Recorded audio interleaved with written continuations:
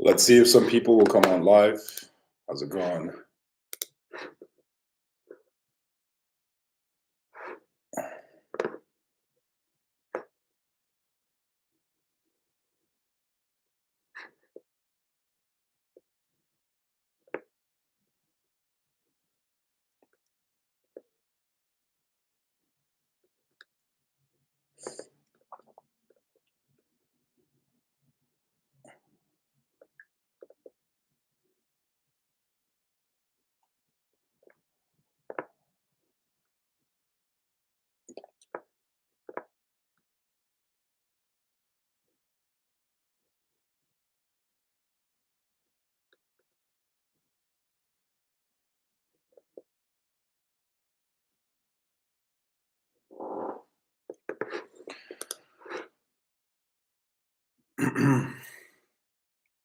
How are y'all doing?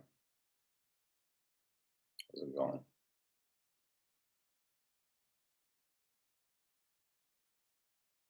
You all right? So, um, this live stream was supposed to be done a couple hours ago, but my internet connection was not that great, so I'm gonna do it now, right?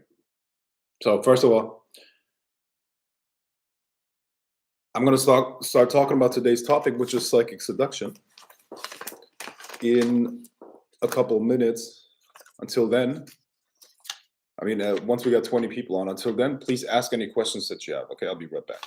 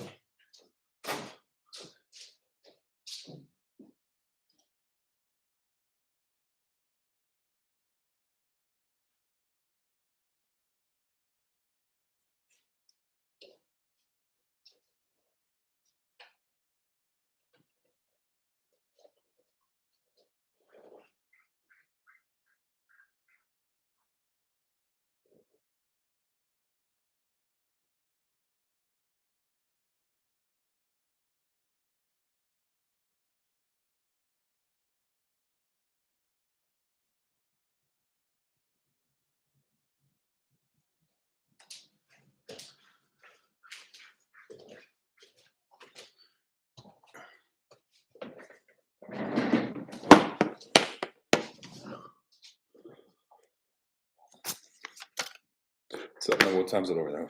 7:20 a.m. 7 a.m.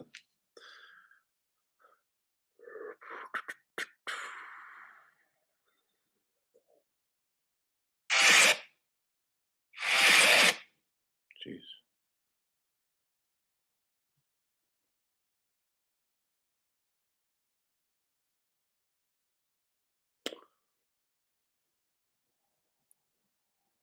Hey Frank, good to see you. And how do you go about influencing someone psychically to carry out your desire? Uh,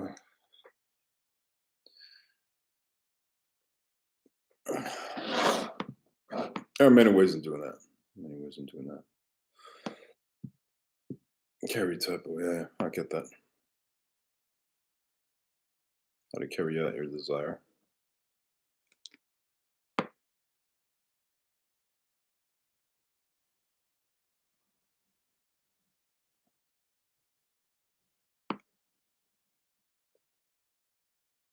No, let's not talk about that. Let's not talk about that. There are many videos on that topic. We can talk about, what I'm going to talk about is language, how to use language to seduce someone. That's what I'm going to talk about here. That's what I can talk about if you're interested in that. How to use language to seduce someone, okay? So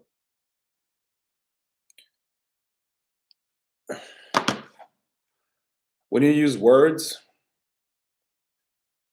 you're automatically conjuring up image in a person's mind.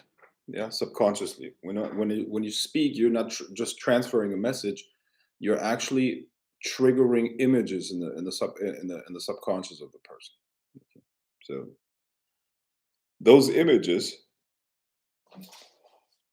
Those images are a way to move the intention and the energy of the person into a certain direction.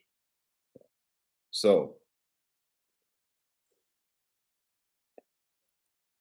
as you speak to someone, you can open access to their subconscious mind, and those words then can have an effect on how they think and feel. It's very simple. I mean, we all do that all the time.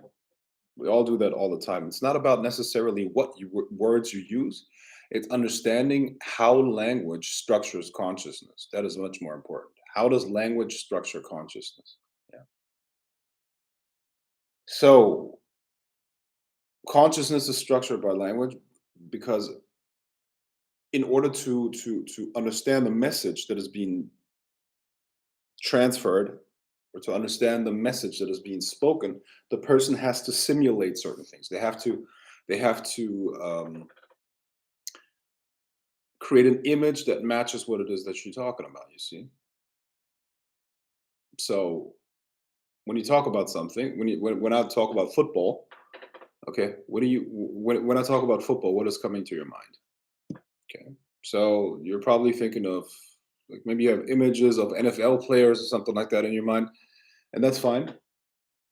But the point is, a person thinks in images. And when you can restructure those images in the person's mind,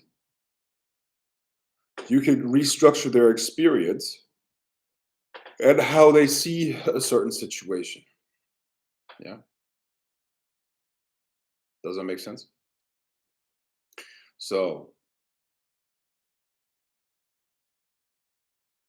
when you tell a person imagine they're opening up their mind, and then whatever you say afterwards is going to be simulated by their mind. And when you make somebody simulate something in their mind, they have practically already done it. We can't do things we haven't imagined first. Yeah. So when you when you want a person to do something, or give them, let's say, instructions, or manipulate them into a certain direction, you could tell them a story where what you want to happen or what you want them to do has already been done. Yeah. And at that point, it's much easier for them to do it, or they will believe it's their own idea to then do it. You see what I mean? This is how the media works, for instance. This is how the media works, for instance. Okay. What's a good example? A good example is the following. Okay. The United States has a lot of private prisons. Yeah. Private prisons, meaning private prisons are run for profit.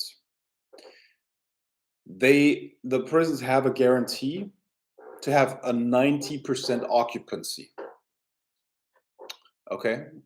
So unless the state provides 90% occupancy at all times, at any given time, they are able to sue the government for millions and millions and millions of dollars. Okay. So the government makes sure that they have a lot of inmates by increasing the harshness of the sentences and so on and so forth. Okay, so it's a real industry. People are being thrown into prison with incredible sentences for nothing, just so the prisons are full. At the same time, the owners of those prisons also own the media corporations. What does it mean, media corporations? It means that they determine who becomes a star and who doesn't. Okay, so the one of the main reasons why gangster rap was promoted and is being promoted, and the reason why um, musicians or rappers are promoted, is because they idealize, or yeah, they idealize a criminal lifestyle, which in turn influences the youth to become more criminal, which in turn improves the revenue of those prisons and of course, all the judges are fucking. A lot of the judges are corrupt. Police are corrupt. They're all paid off. You know, so it's a nice little system, and it's targeting minority communities for the most part. Okay, so this is an example. They use language, okay, language, images that are being implanted in the person's mind, and then the person is more likely to act in alignment with those images. Imagine an impressionable young person listening about music, listening to music where they always talk about killing people, where they talk about committing crimes, where they talk about this and that and the other. Okay, the person sooner or later will start acting like that. Okay, so this is intentional. Okay, I'm telling you, this is not a mistake. It's not a coincidence or anything. The people that own the prisons also own the music industry, and they're very intentional and deliberately picking certain people. Okay, and they're very intentionally and deliberately influencing the culture to make them to provide them more prisoners. Okay, no mistake. So what you have to do is you have to understand how language and the images created by language affect the mind and move it into certain directions. So when you understand how to talk, how to put embedded commands into the sentence, you can make people do things that they believe it's their own intention, they believe it's their own thoughts, but actually um, you implanted that thought in their minds. Yeah, right. And it makes a lot of sense. You wonder uh, why things are the way they are. It's very intentional and deliberate. One thing that you will learn, one thing that we all have to know is that things rarely just happen randomly. There's usually there's usually a lot of, like, there's always causality there, is what I'm saying. Okay.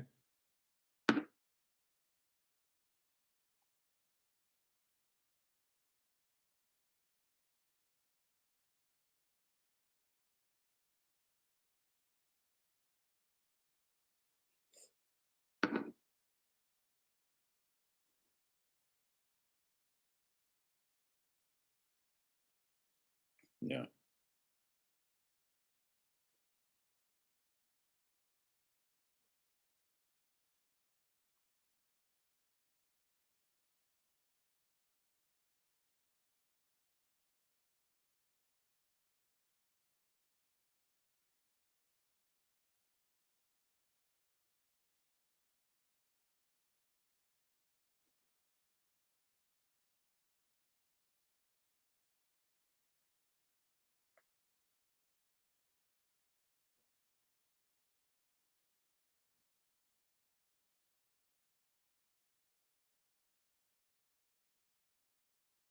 So offline.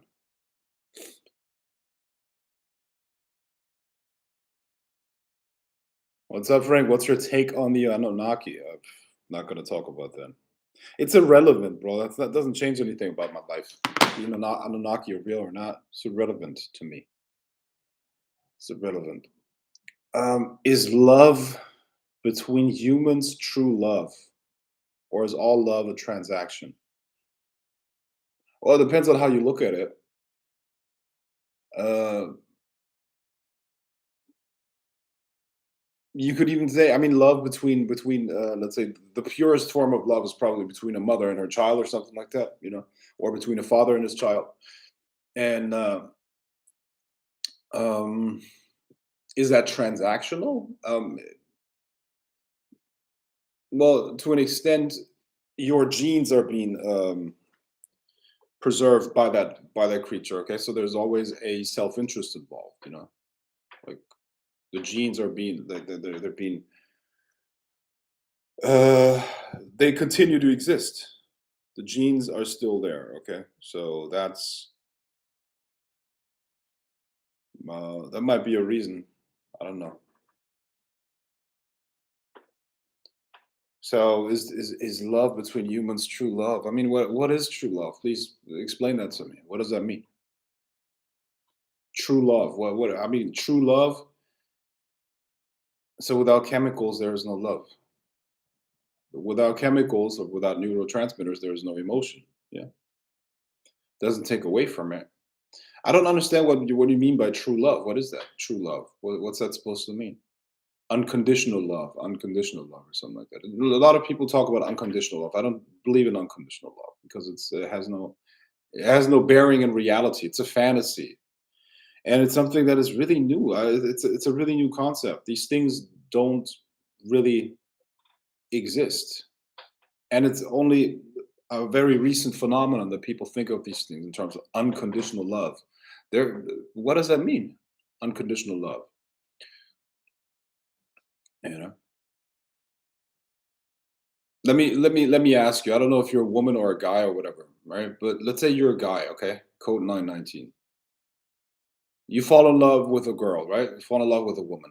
Could you fall in love with a woman if she was really, really ugly and unattractive? Let's say she's super fat, her hair is nasty, her teeth are rotting, and she smells bad, her breath smells.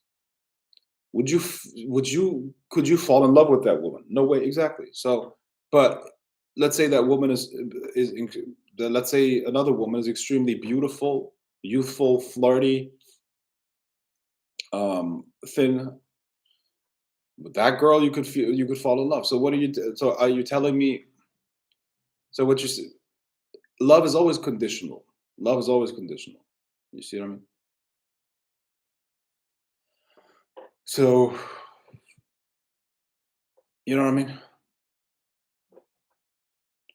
So this unconditional stuff, I don't know. I don't know what people mean by true love. What's that supposed to mean? True love.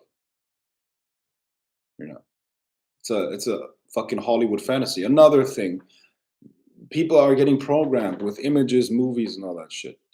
Has nothing, no bearing in reality. No bearing in reality.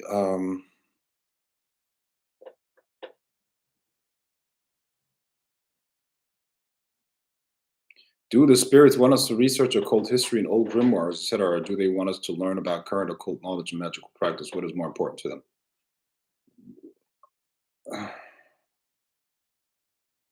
I don't know. Like, what do you mean? Like, everybody has to learn something else. Everybody has to learn their own thing. It's not the spirits want us to do this. The one of the spirits want us to do that. I don't give a fuck what the spirits want.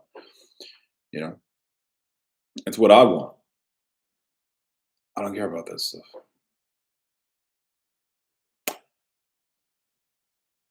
So, how do you implant an idea into the mind of someone? Well, like I said, you open up their imagination, and then you let them simulate certain things in their imagination. By telling them stories, by whatever. Yeah, stories are usually very good, or hidden embedded commands. You know, is it the same process in an individual that level than in a nation? I guess you're trying to say if this works at a mass level, at a mass scale. Yes, it does work too at a mass scale. It does. Like I said, it works. Like I said, example: the United States prison system. The States prison system is a for-profit prison system. Okay, the for-profit prison system, which means that they have to have a high level of criminals in there. That's why the sentences in the U.S. are so crazy, and that's why people are targeted and thrown in jail, especially minorities. Okay, now it's a corrupt system. The judges are corrupt. The police are corrupt, and they criminalize people. Okay, now the same people that own the prisons also own the media companies that sign the artists. Okay, and they determine what kind of artists they are, and they also tell the artists what music to put out. That's why you got so much gangster rap, because gangster rap influences young kids, and young people to become criminals. It's like subconscious programming. It's like a hypnosis constantly. You constantly listen to music that tells them they constantly listen to music that tells them to be a criminal, tells them to be a criminal, tells them to be a criminal. That's why they become criminals, and that's why you can lock them up for life or longer, whatever. You get what I mean? It's a system. It's designed to get people into prison, especially minorities. Okay, so um, that's why gangster rap became big. It's very intentional. Don't make a mistake. Everything's very intentional. They could push artists that are conscious, meaning that they push conscious rap or positive things, but they don't because it's not profitable. So yeah, of course it works at a mass scale. Do you think Immanuel Kant's idea of the sublime can be incorporated into seduction and romance? Why would you do that? For what? For what reason, if I may ask? Listen, my friend, get rid of that. Okay? This is a very I know what I don't know. Like I kind of get what you're saying, but you don't need that. Seduction is something else. Okay? If you're trying to get a woman with that, you're not gonna get her. Okay? You have to trigger the instincts of the person. You have to trigger some you have to trigger the impulse that brings two people together. The impulse that brings man and woman together is the survival and procreation instinct that has very little to do with abstract concepts like the sublime or something like that.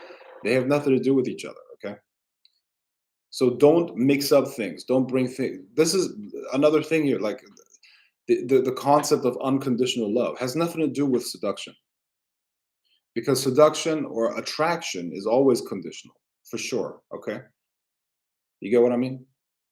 You have to qualify in order to procreate. There are certain conditions that have to be there, certain things that you have to be able to do. Okay, so these things have nothing to do with each other. Abstract love and all this shit, like unconditional love. You can't mix two topics. Okay, you're only gonna shoot yourself in the foot doing that. It's um, you're gonna miss.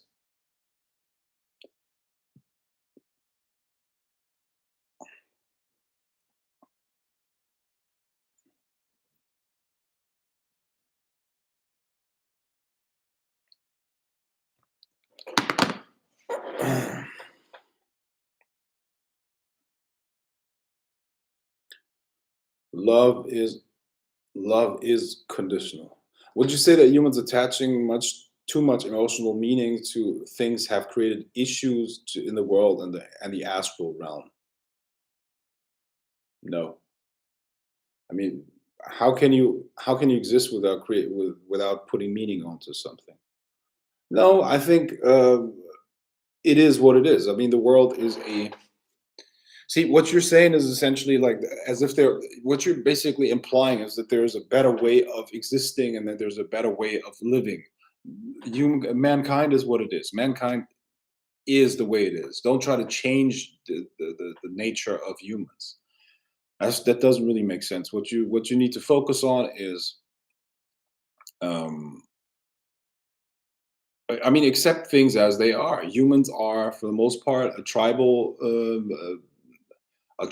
primate. Okay, a primate species, tribal, and driven by, for the most part, the desire to survive and procreate, and that's it. You know?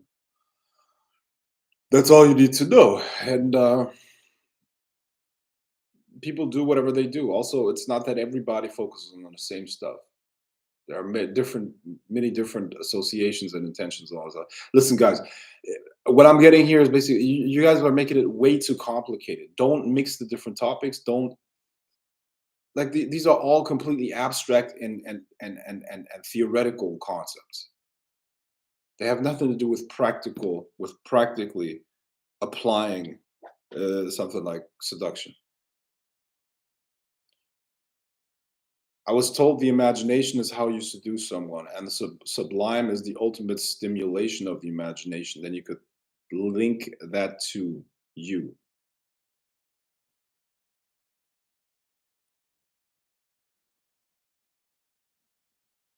Uh,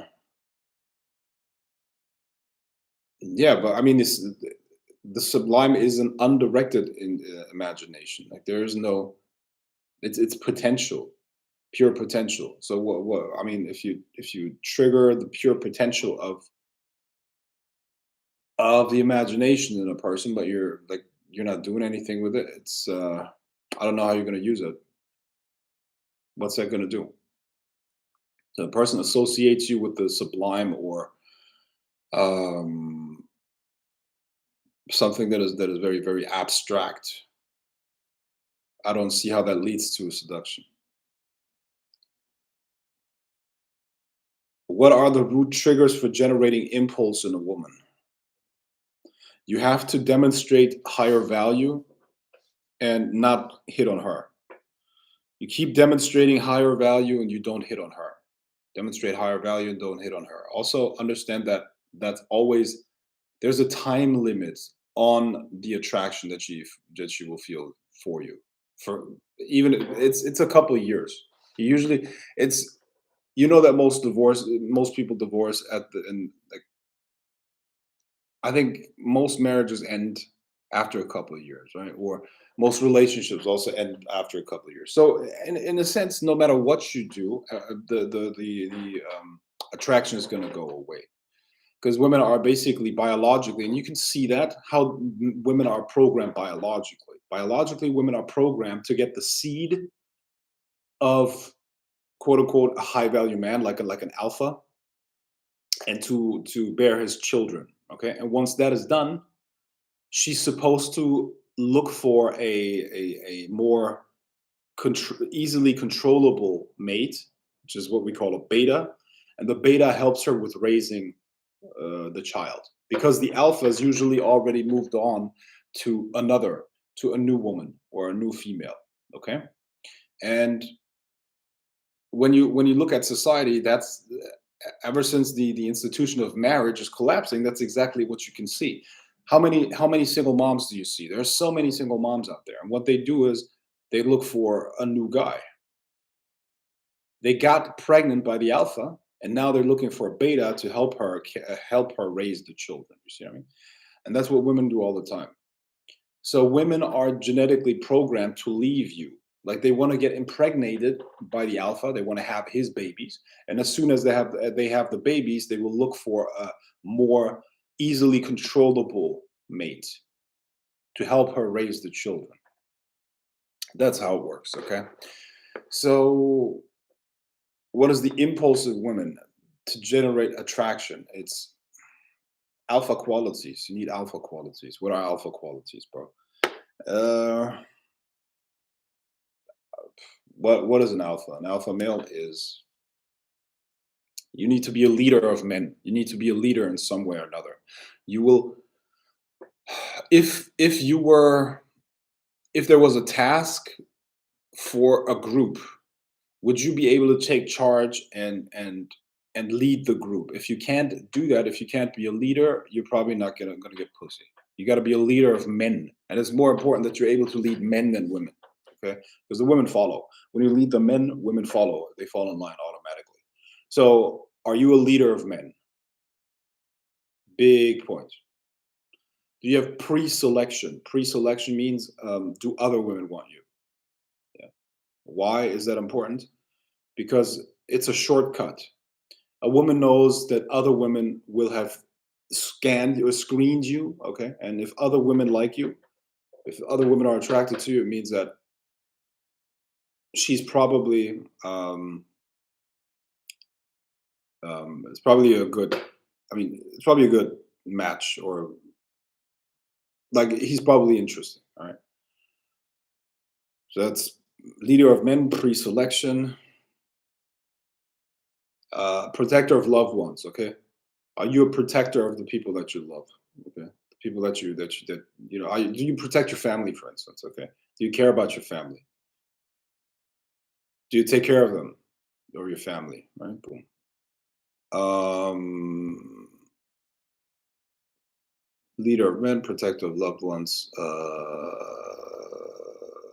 pre-selection. Then willingness to emote. Do you emote? Meaning, do you have normal emotions? You know, when she disrespects you, do you just take that, or do you tell her, "Hey, don't disrespect me. Don't disrespect me," or just are you willing to walk away? That's essentially it. Do you have self-respect? That's what it boils down to. Do you have self-respect? Yeah, self-respect. Do you have self-respect? Boom. These are the things that you have to trigger, and they you don't that shouldn't be an act. That should actually be who you are. Okay, it's not something hard to do. But the problem is most guys are so desperate that they can't even stand up to a woman. Can't stand up to a woman. She can pretty much walk all over them. Can tell them she can say to them whatever she wants. Um, they have no self-respect essentially, because in their own mind, the woman is much more valuable than themselves. But that's not how it works. It's all give and take. It's all give and take.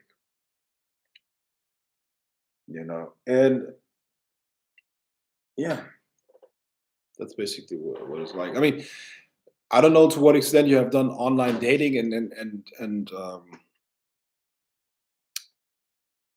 to what extent you have used dating apps, but what you will see is that women that are really, really not that highly attractive, they have long lists of what they want. You see what I mean? It's really funny. And they always say no one night stands and no this and that and the other. See, what a woman wants is commitment for the most part. A woman wants commitment from a guy. Yeah. However, women control the access to sex, but men control the access to relationships. You know. So what a lot of women don't understand is because they get so much attention from men that just want to have sex with them, but no commitment. Even higher value guys would talk to them, or but very very few women, or what's the word? She, a lot of women that are not very high value believe that they deserve a guy that is higher, that is very high value, and they believe they deserve that, when in reality it's not true. So um what is the value that a woman has to bring? You see, I mean, that's also a big point. That's what you should ask. See, but the funny thing is, women don't even know. Most women don't even care. Men at least learn about females and what females want and what females would would uh, would be attracted to. Right? Women don't even care about that. Women are not even like, for the most part, they don't even care. Seriously, and that's a problem. You know, that's a problem. But how do you get a man to commit? Right? That's for a woman, that's the thing. How do you get a man to really want to be with you and marry you and all that stuff, right? How do you get to do that? Rare is the woman that is able to make a man commit, a high value man. If you're a low value man, of course you're gonna commit to every single bitch. You're gonna commit to a fucking crack whore, you know, because at least she's pussy. She has a pussy, you know. Low value man would fuck anything, of course. They will commit to anything. They will take a single mom. They will take they would take a single mom with five or three, four different baby daddies, and they will call her their queen or something like that. Listen,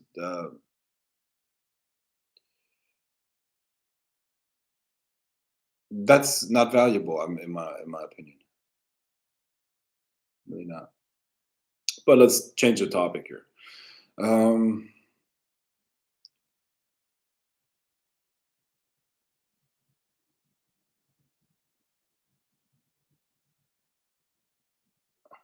Do you think that seduction can work on anyone if done right? Sometimes I feel like it only works with some people if you approach them at the right time. Um, everybody's in different moods at different times, but what you have to do is you have to first match them at their emotional level, and then you have to, like, once you have to match their emotions, and then you can take their emotions into a different direction.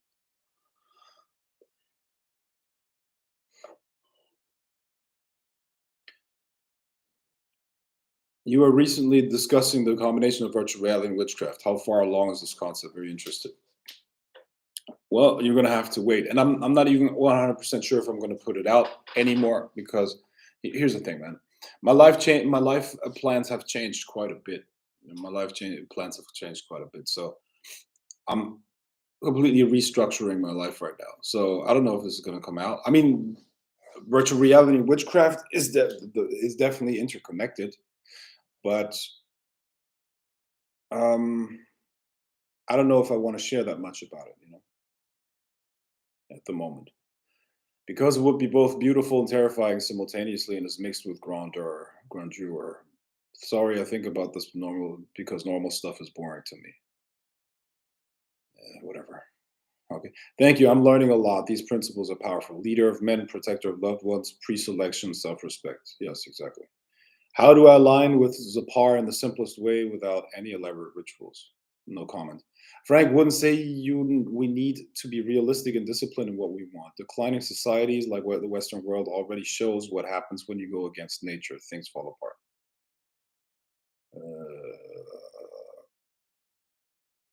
Realistic and disciplined in what you want. Declining societies like the Western world already shows. Yeah. Good. I mean, okay. What do I say about this? We need to be realistic and disciplined in what we want. Yeah, of course. Uh, hmm, hmm.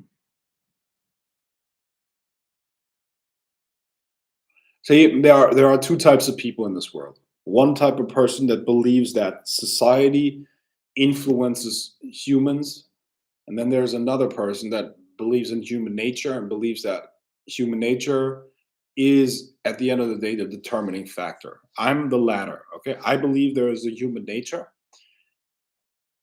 and then there's a way to live in alignment with human nature, and then there are people that's my belief. Okay, I believe that there's a certain way to live correctly as a human being, and that there are base instincts and base dynamics that are unchangeable, or at least they're a part of our nature, right? Then you will have other people, and those are Marxists, essentially cultural Marxists. They believe that everything is society and everything is just programming. The people, for instance, that believe that gender or something like that is a completely learned concept. They don't believe that there are typical male behaviors and typical female behaviors. Of course, it's complete horseshit, right? But in a lot of different areas, they believe that it's the environment that creates the person. Now, that has an influence, obviously, but basic human nature is not determined by society. So the question is, what is the correct way of living? Because shouldn't we live in alignment with our nature? And you're correct. You're right. I mean, Western societies are completely not in alignment with nature. It's actually very destructive to it. So, uh, yeah, you have to be disciplined and focused on what you want, and you have to pursue it. You have to pursue it until you get it, which requires discipline, which requires a lot of other qualities. So, yeah, life is not easy, but you can make it happen.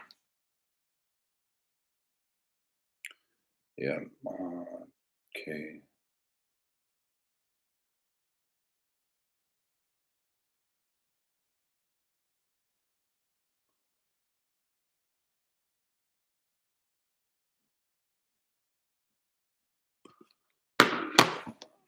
This high value rating for males and females you mentioned, is this always predetermined or born with genetics, or can they be worked on, developed, and implemented? Mm, half half, half half. You know, I do believe genetics play a big role in it. They have to. They have to play a big role in it. Yeah, I mean, but I mean, they all also have to be worked on. They have to be developed. A lot of those qualities. For instance, you will not be able to lead other people if you are fearful or risk averse or basically a bitch. So in order to develop leadership qualities, you have to be able to take responsibility. The only thing that makes you able to take responsibility for the outcome of the group is if you don't give a shit if things go wrong. Is Meaning you're willing to take the blame because as the leader of the group, you're going to take the blame. Most people are not able to step up or not willing to step up because they could not deal with the criticism. So, are you comfortable and okay with sticking out of the crowd? That's number one. Most people are not comfortable with sticking out of the crowd. Most people are followers. Okay, so that's the number one thing. For females, their status is much more determined by their genetics. Why? Because um,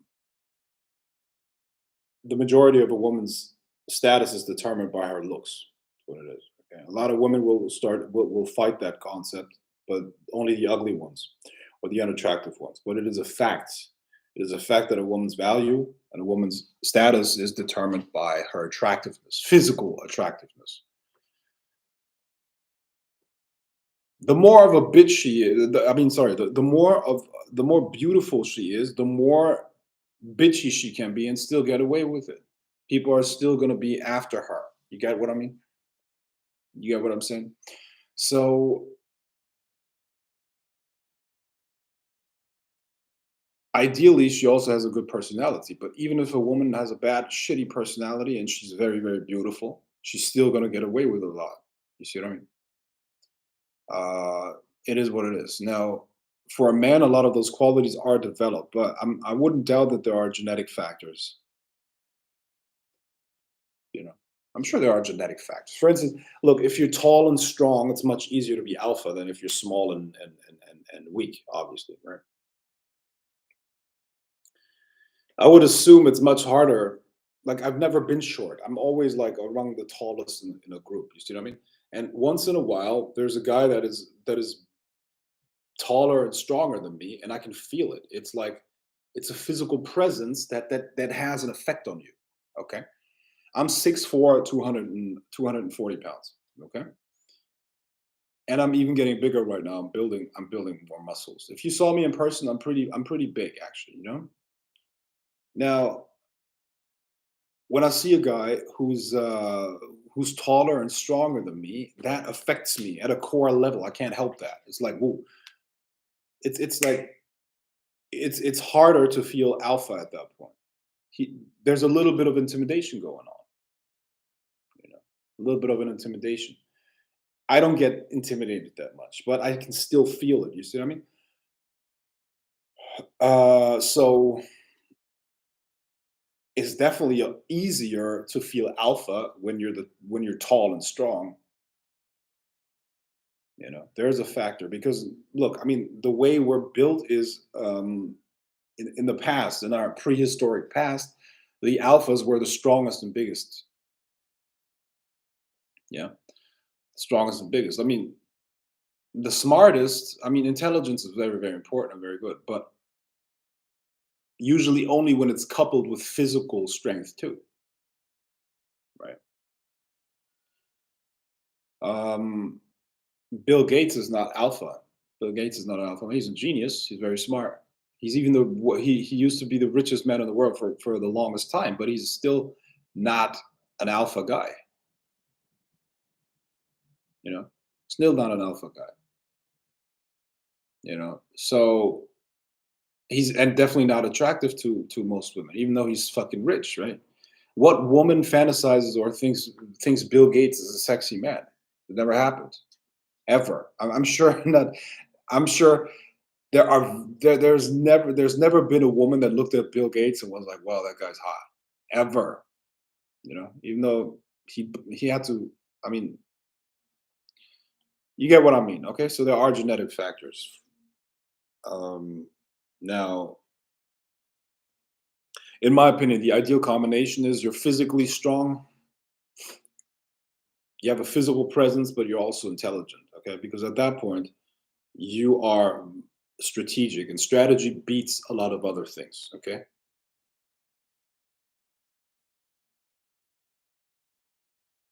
you see what I mean?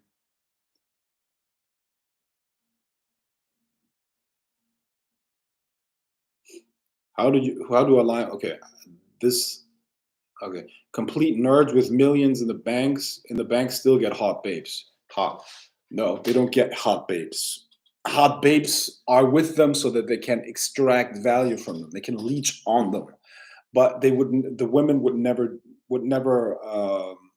be loyal to those men, or would never. If you look, having a woman and having a woman hang out with you, there are two different things. When she's your woman, she would do anything for you. Okay, she gets your name tattooed on her body. She would go to jail for you. She would do all kinds of different things for you because she adores you and admires you. Okay, that's very different from being a nerd that buys Gucci bags and Versace bag, like that buys stuff so that a woman can stay with him. You know, that's very different.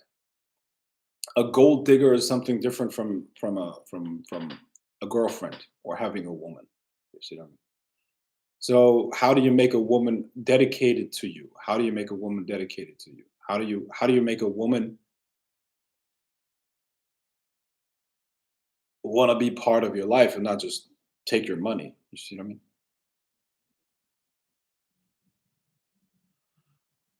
Yeah, there's a big difference. Could you recreate the same feeling in a person that a spirit causes in a magician? The same feeling that causes Omegas to be devoted, obsessed with the spirit, and get the sigils tattooed. Uh, yeah, I'm sure he can do that. Absolutely. Why not?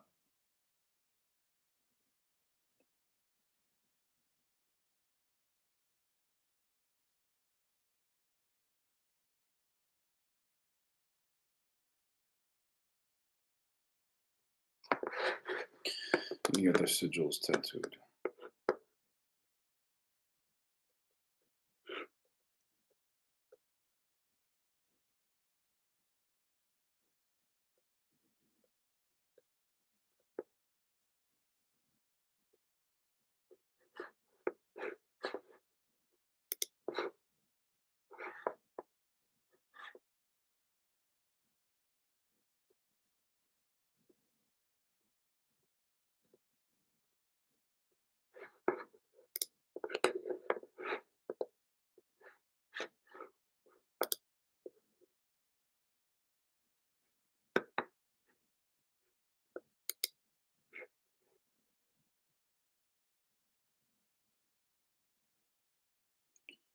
Hmm.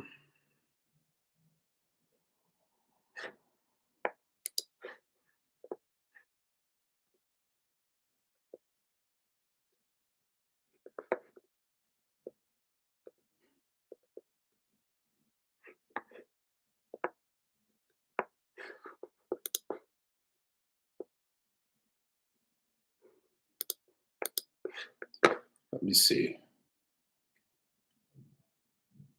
How do you manage your relationships? How can I know this when she passed from best friends to girlfriend to ex?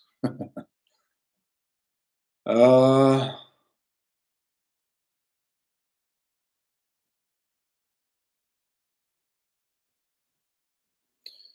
okay. Well, with these things, look, generally speaking, what you need in life are decision making processes. Okay.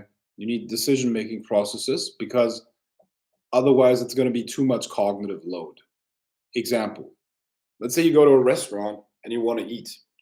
When you see most people, they're really confused. It's like, oh, what should I take now? What should I order? What should I order? Blah blah blah. Right. So that's not a good way of doing it. What you should do is you should in advance you should know, okay, what do I want to eat? What category? Do I want to eat meat or pasta? Okay, meat, pasta. There are all kinds of different categories. Boom. Let's say you focus on the category of meat. Boom. I want to eat meat today. And then, then when you see the menu, you don't even look at this other stuff. You only look at the part of the menu that shows you meat, and then you look at the different meat options, and you pick a steak. Boom, decision made within a minute, or not even that, 30 seconds. All right. And for most important areas of life, you have to have rules, decision making rules that reduce the cognitive load. Okay. And the same with how you do it with relationships, and how you determine if a girl is relationship material or not, if you actually want to be with her long term. um Now you have to, for yourself, you have to decide on what those categories are. For me personally, she has to be under under 30 years old. Okay. When I get with her, the maximum age is actually 25. Ideally younger than that. Um, the lowest amount of former boyfriends possible, because that's the least amount of baggage that she has. Okay.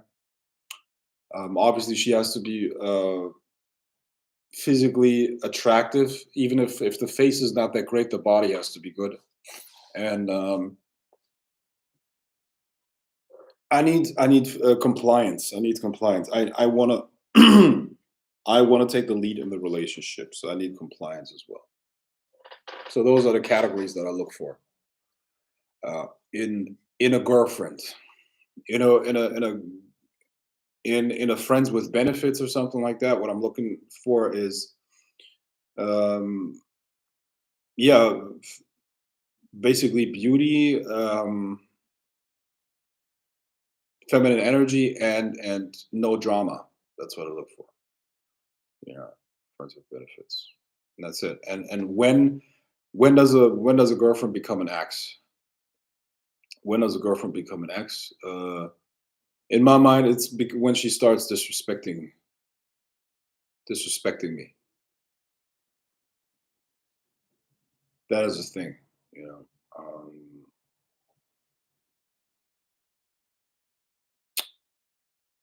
Yeah, disrespecting, and if she's starting to, um, if she would talk to other guys, that would be that would be something. When she talks to another guy, that is not her. Um, that is not her brother or father. When she talks to other guys, then she's not a. She would become an ex. Um, if she is, if she has social media um, where she puts herself out there a lot and it's not connected to business, when she's not making money with her social media account, and she's putting herself out there and is desperate for validation from other men, um, then she's an ex. Then she becomes an ex girlfriend. When she, uh, I mean, basically, yeah, these things make her an ex girlfriend. Also, she has to be an asset to my life. Like, she has to add value to my life. You know, has to add value. And if she doesn't do that, then she's an ex. Also, a big part is, I think that's what most women don't understand, is like, um, a man wants to be respected. That's the number one thing. So how you act in public around him, and in regards to him, determines how he is seen by other people. A woman doesn't understand that she can either increase a man's status or drop it, depending on how she acts towards him. And women don't learn that anymore. If you respect your man in public, if you treat him very very well, his status rises, and that's what makes a man happy. When a man gets mad at you, it's always because you make him feel disrespected. What is love to women is respect to men. Men want to be respected. Women want to be loved. So when you make a man feel disrespected, he will get mad at you. Just a tip, okay? Next time a man gets mad at you, it's because he feels disrespected by you. Your boyfriend gets mad at you, your husband, your whatever. He feels disrespected. But if he's your husband for a couple of years, he probably doesn't have any pride anymore. Doesn't have any pride left. That's what happens to most men. It's just horrible, man. It's horrible. Yeah. It's also um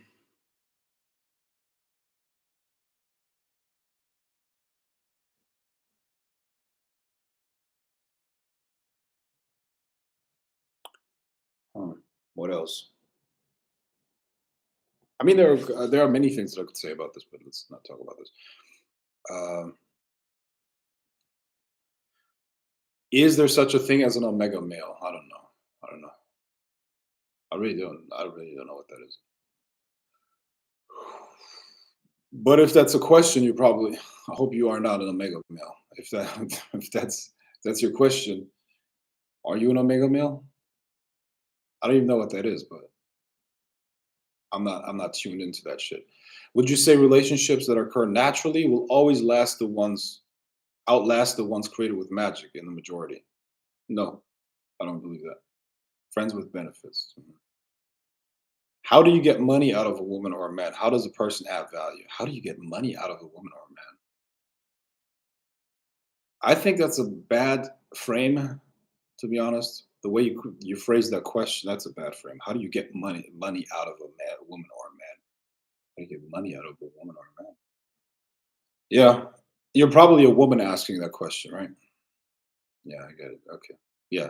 What you're basically asking me is how do I exploit the maximum amount of money out of my man? Here's how most women try to do it. Okay. Let me look at my ex girlfriend, for instance. She wanted to get money out of me, thousands of dollars a month for nothing. So the way she was doing it is essentially, how was she trying it? She was trying to.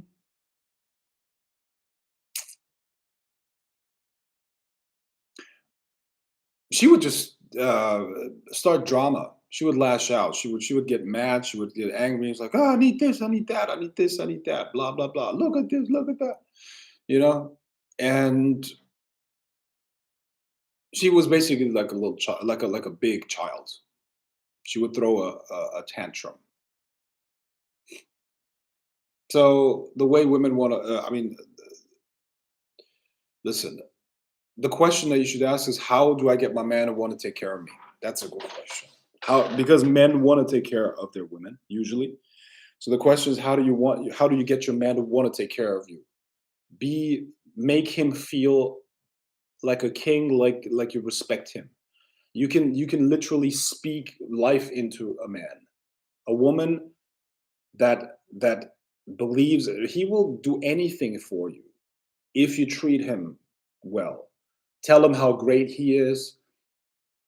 Tell him how much you admire him. You know, tell him you admire him. Tell him how great he is, and he will live up to that. You see, don't nag.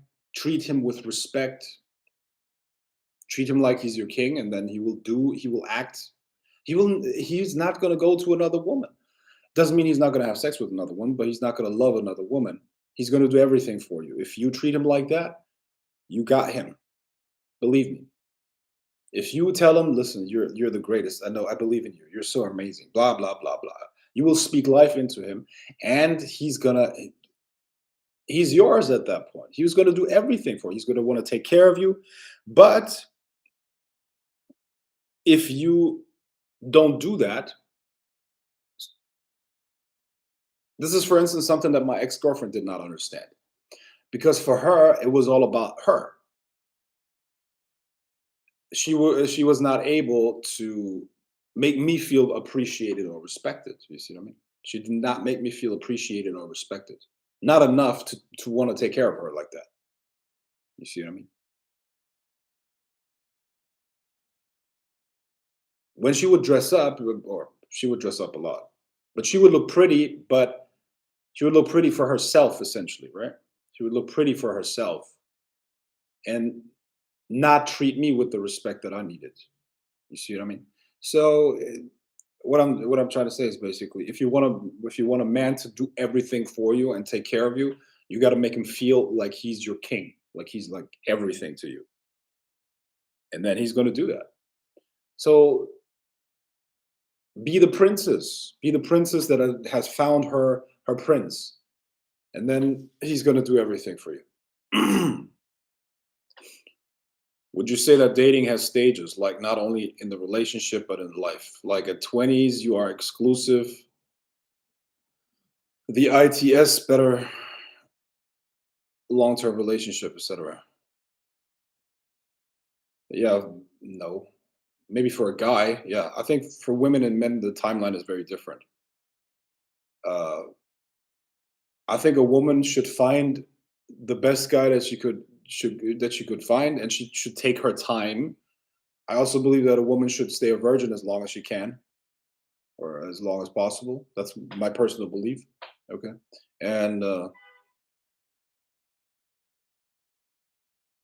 yeah, and then in her 20s, she's going to have the highest value in terms of her looks and attractiveness. So before 30, she has to cash in her chips. Absolutely. You know, I don't think there's anything wrong with being a virgin at 25. Absolutely not. I think it's totally reasonable. I mean, the current girl that I'm dating right now, uh, she was a virgin until she was 22, and I love that. It's incredible. Perfect. And she's had one boyfriend, one boyfriend before. You know, um, that's incredible. I love that. That's the closest to the ideal that I've ever had. You know.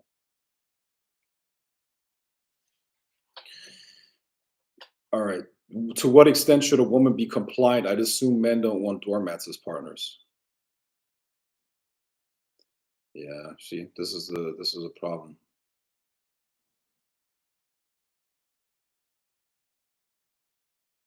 To what extent should a woman be compliant? I'd assume men don't want doormat as partners.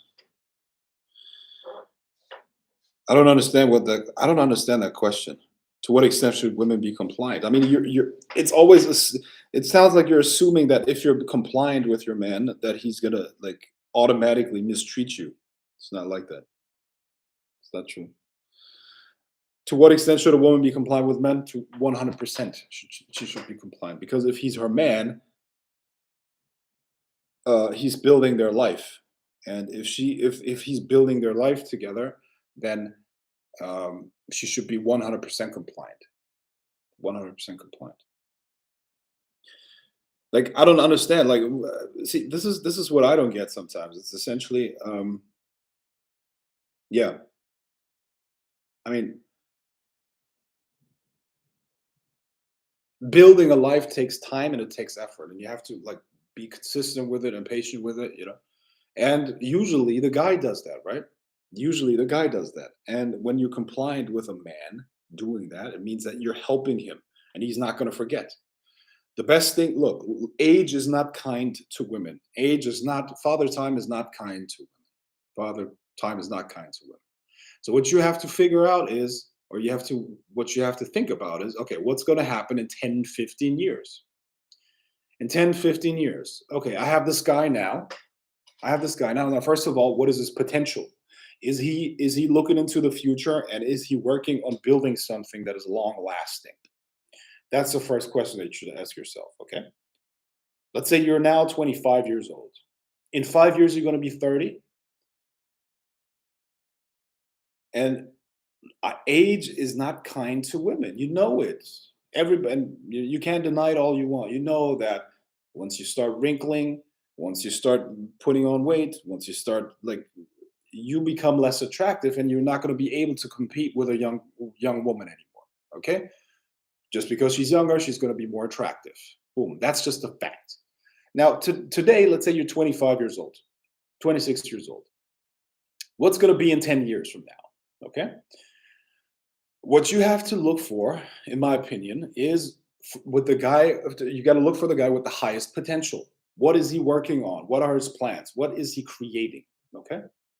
Now, ideally, of course, you find a guy that is already well established and all that stuff, but understand that you're never going to have that man fully, because if he built it without you, it's not yours. If he built it without you and he's not an idiot, he's never going to let you have it. You see? So you can look for a guy like that, but ideally, what you do is you get with a guy that has the highest potential and you do what I just told you. You support him. You support him. You speak life into him. You support him emotionally while he builds something great, an empire or something like that. So you have to look for a guy with ambition. You see, and then he's not going to forget you. I promise you. And that's the only security that you guys have. That's the only thing that you're going to have later on. You know, he's not going to forget you. Men are loyal. Women aren't loyal. I get it. Okay, and I'm not blaming you. That's just not your nature. But men are loyal. Men don't forget who helped them in the past. And if you helped him build something up, he might have an affair here and there, but he's not going to forget you. You see, so that's how you should see it. It's not about am I a doormat to him or not. It's is he? I mean, I don't think that's a good frame because that's not the point. It's um, you're compliant in helping him build something. Most women are actually destructive. Most women are a destructive influence in a man's life of building something. Yeah.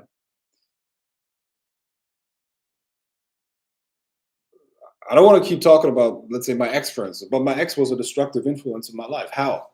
She was she was distracting. She was distracting. She always wanted. She never saw the big vision. She doesn't see the big vision. It's always about now, now, now, now, now, now, now, now, now, now. And also, um,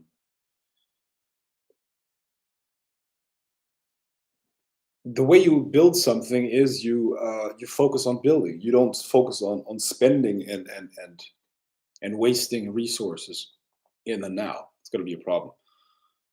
Um, appreciate the wisdom. Okay, my GF was a virgin until she met me when she was 25. That's jackpot, man. Congratulations. Congratulations. That's a jackpot. That would be like maybe I should yeah. I think I'm going to manifest that as my next serious girlfriend. I'm going to manifest a virgin for sure.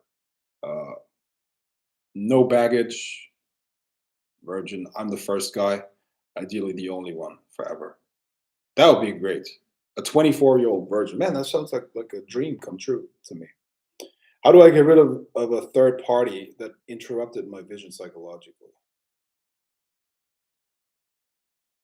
I don't understand. How do you manifest your love? I'm a magician. How do I get rid of a third party that interrupted my vision psychologically?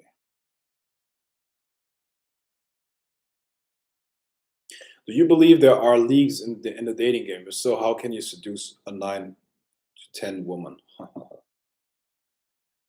Yeah, there are leagues, and you're competing with everyone. Okay, so a 9 or a 10 has access to literally everything. Okay, any guy, high level athlete, celebrity, actor,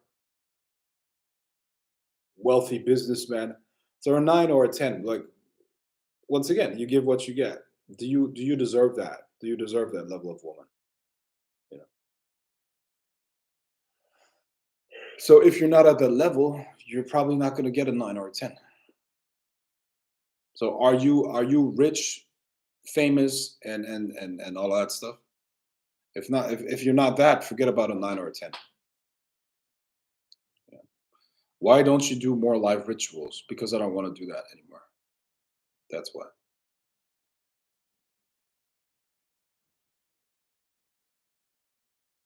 If you want a 9 or a 10, you gotta become somebody that attracts a 9 or a 10. Think about it. If you were a 9 or a 10,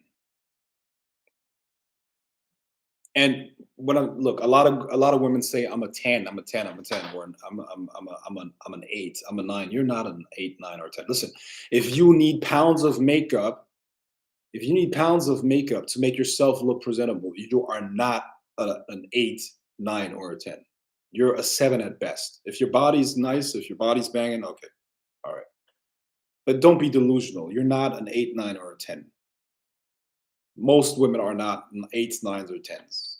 Just like most guys are not eights, nines, or tens. Okay. But the beautiful thing as a man is you can increase your value throughout your life. Okay. I'm going to be a 10. I'm going to become a 10. All right. Right now, I would say I'm like an 8, more like a 7.5. Based on my potential, I'm like a 7.5, but I'm going to become a 10. I'm going to become a 10. I'll become famous. I'll be richer than now. And And that's pretty much what I need. I just need more fame. I just need to become more famous. That's it. That's it. And more money, but that comes automatically. It's just a given. So I'm going to become a 10. But if you don't have those things, you're not going to get a 9 or a 10. Think about it. Put yourself into the shoes of a 9 or a 10 woman. I don't think you understand what life is like for a 9 or a 10. Wherever they go, they get treated like royalty. They can literally fuck up a million times. Somebody's going to be there to help them out and to save them. She will never have to make her own money, which is fucking hard. Okay, making money is hard. She literally snaps her finger, and she's got a guy. She will have a guy with an 8-figure net worth, like that, just like that. You see? So they live in a different world, bro. The only mistake that you can make as a 9 or a 10 woman is waiting too long to settle down, waiting too long, waiting too long to be with a guy, or become a career woman and shit like that, like, and waste your life away. You see? So a 9 or a 10 lives in a different world, my friend, that you and I will never experience.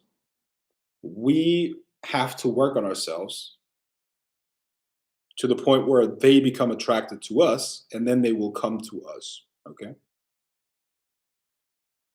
So that's it. You can't cheat. You can't cheat life. So if you right now don't have nines or tens coming after you, you're not a 9 or a 10. You see? Let me show you examples for nines and tens. What I believe is a 9 or a 10. What is a 9 or a 10? What's a 9 or a 10?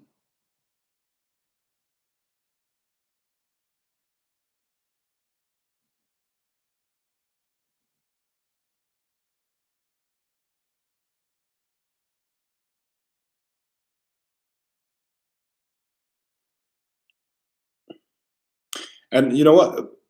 A lot of people will tell you that's subjective. It's not subjective. Beauty is actually very objective. Beauty is literally a mathematical formula. The more symmetrical the face, and there are certain structures in the face that make you more attractive, and others make you less attractive. So it's a science. Beauty is not subjective, it's objective. So don't lie to yourself. And look, you have to be honest with yourself. The first step is honesty always. Okay. So yeah, you have to know where you're at. And then you got to go for what you have and who you are. If you're a 5, don't try to get with a 9 or a 10. Vice versa. If you're a 9 or a 10, don't go for a 5, or don't settle for a 5 or a 6 or 7. You see?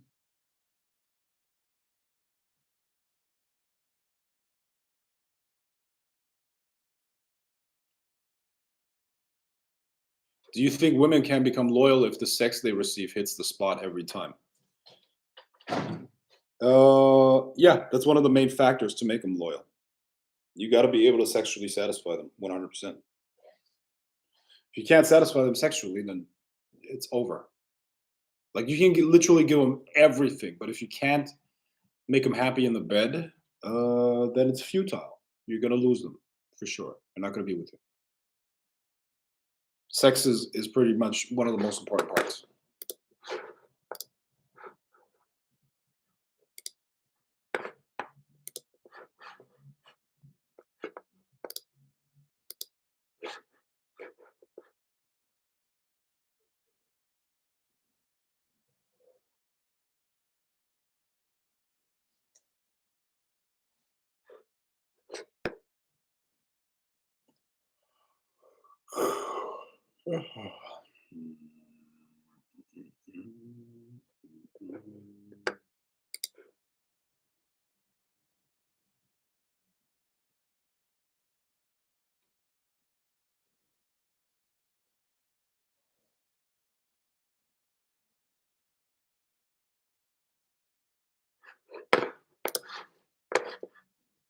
Hey Frank, if someone wanted to summon a spirit for a particular reason, would it make it easier to work with said entity if more people are involved? No.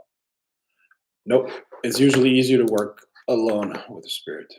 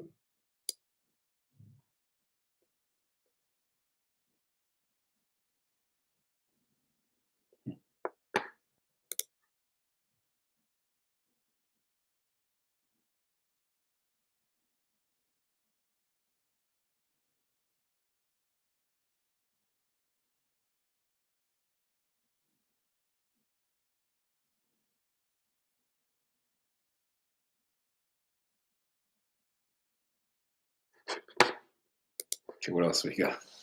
All right.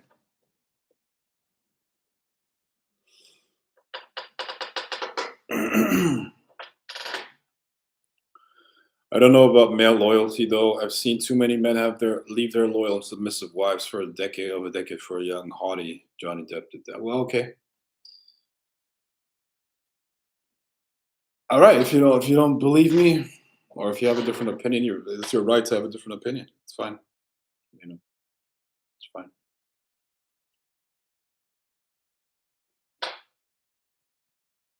That's fine.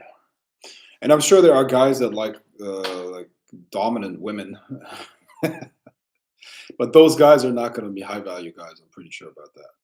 So like attracts like. If you want a successful guy, you can't be a boss bitch. That doesn't work. You see what I mean?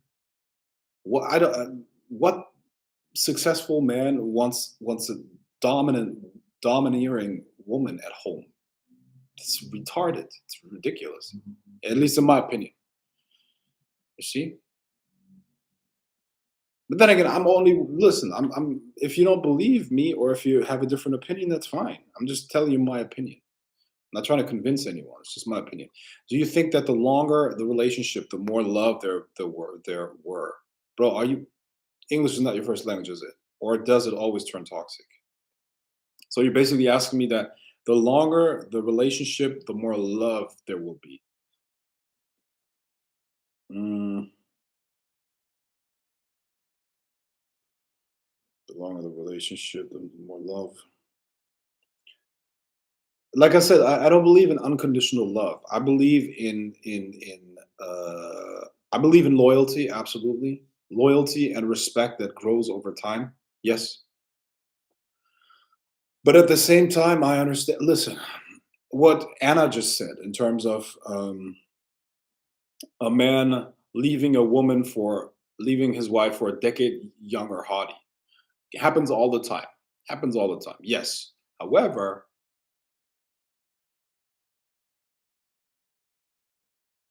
what if he had the opportunity, or what if he was in a relationship where it was agreed upon that he can have multiple women? Then he probably wouldn't have left her. Why? Because she probably gave him children. She probably was an asset in his life, you know, and he probably wouldn't have left her. You see? Now, I believe the best strategy for a woman is to find a guy with a lot of potential and to help him build something. That's the best strategy. And don't mistake sex for love, okay? They're two different things. Literally, one of the worst things that happens to women is that they get a guy that literally has all the qualities they want, and then he has sex with a girl, and then they leave him because they think sex and love are linked. For men, sex and love are not connected. They're not connected. I can have sex with a woman and really not care about her. I can really do that. I can do that. Or let me not overstate it. Of course, I have to at least like the person, have sex with them, obviously, right? But it doesn't mean that I love the person because I have sex with them. And I can disconnect emotionally from that, you know? Y- So they're not linked. These things are not connected. I think I asked you this already, but what's your take on sun gazing? Bro, I don't do that shit. Hippie hippie bullshit, sun gazing. I'm not interested in that shit. I don't do it.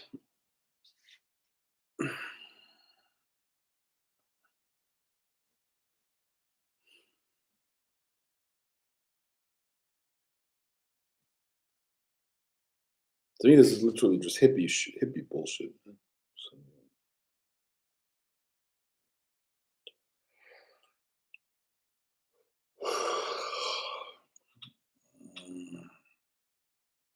Frank, I've heard of sorcerers bringing into ritual evocation the corresponding angel and demon. Is this familiar to you? What benefits can that bring? Well, probably you read that in Evoking Eternity. Yeah, yeah, you can do that, but it's for what? For what would you do that? You can, but it's like you have them work on the same task. Okay, I get it. But it's more like a fun exercise. It's not really has not doesn't really have a practical value. Really doesn't. I'd leave if it was happening behind my back. I know what's up. Maybe we could negotiate. If I know what's up, maybe we could negotiate. Yeah,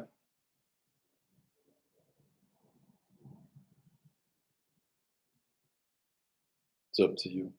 But look, I mean, obviously, this is something that not every man deserves either. Okay, not every man deserves multiple women. I don't think every man should have multiple women.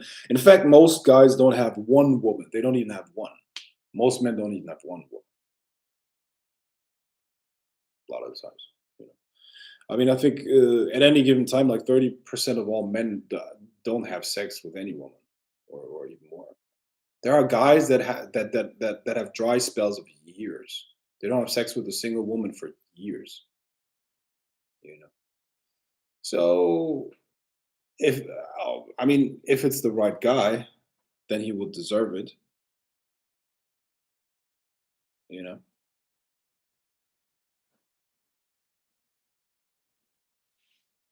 I believe.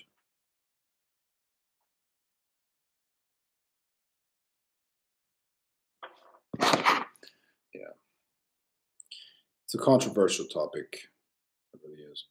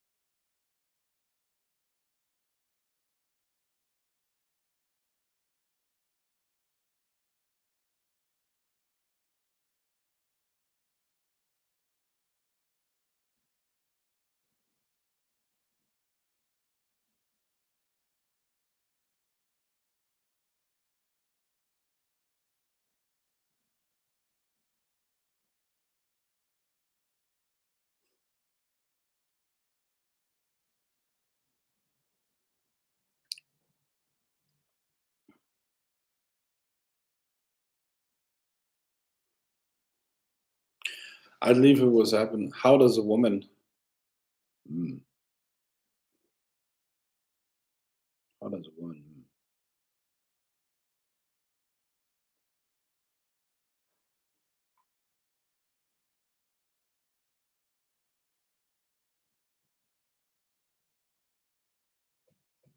I don't. I can't read your question, or I don't see it fully. How can a woman?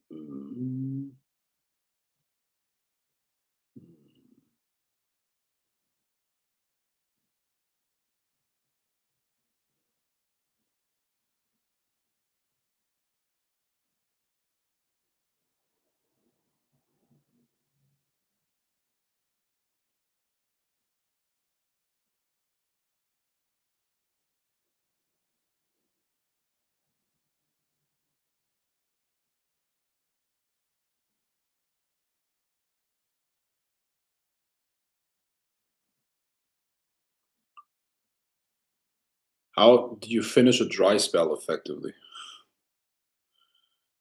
To finish a dry spell effectively, bro. You just gotta talk to women. That's all that it takes. You gotta talk to chicks. Actual, not online. You gotta talk to chicks out on the street.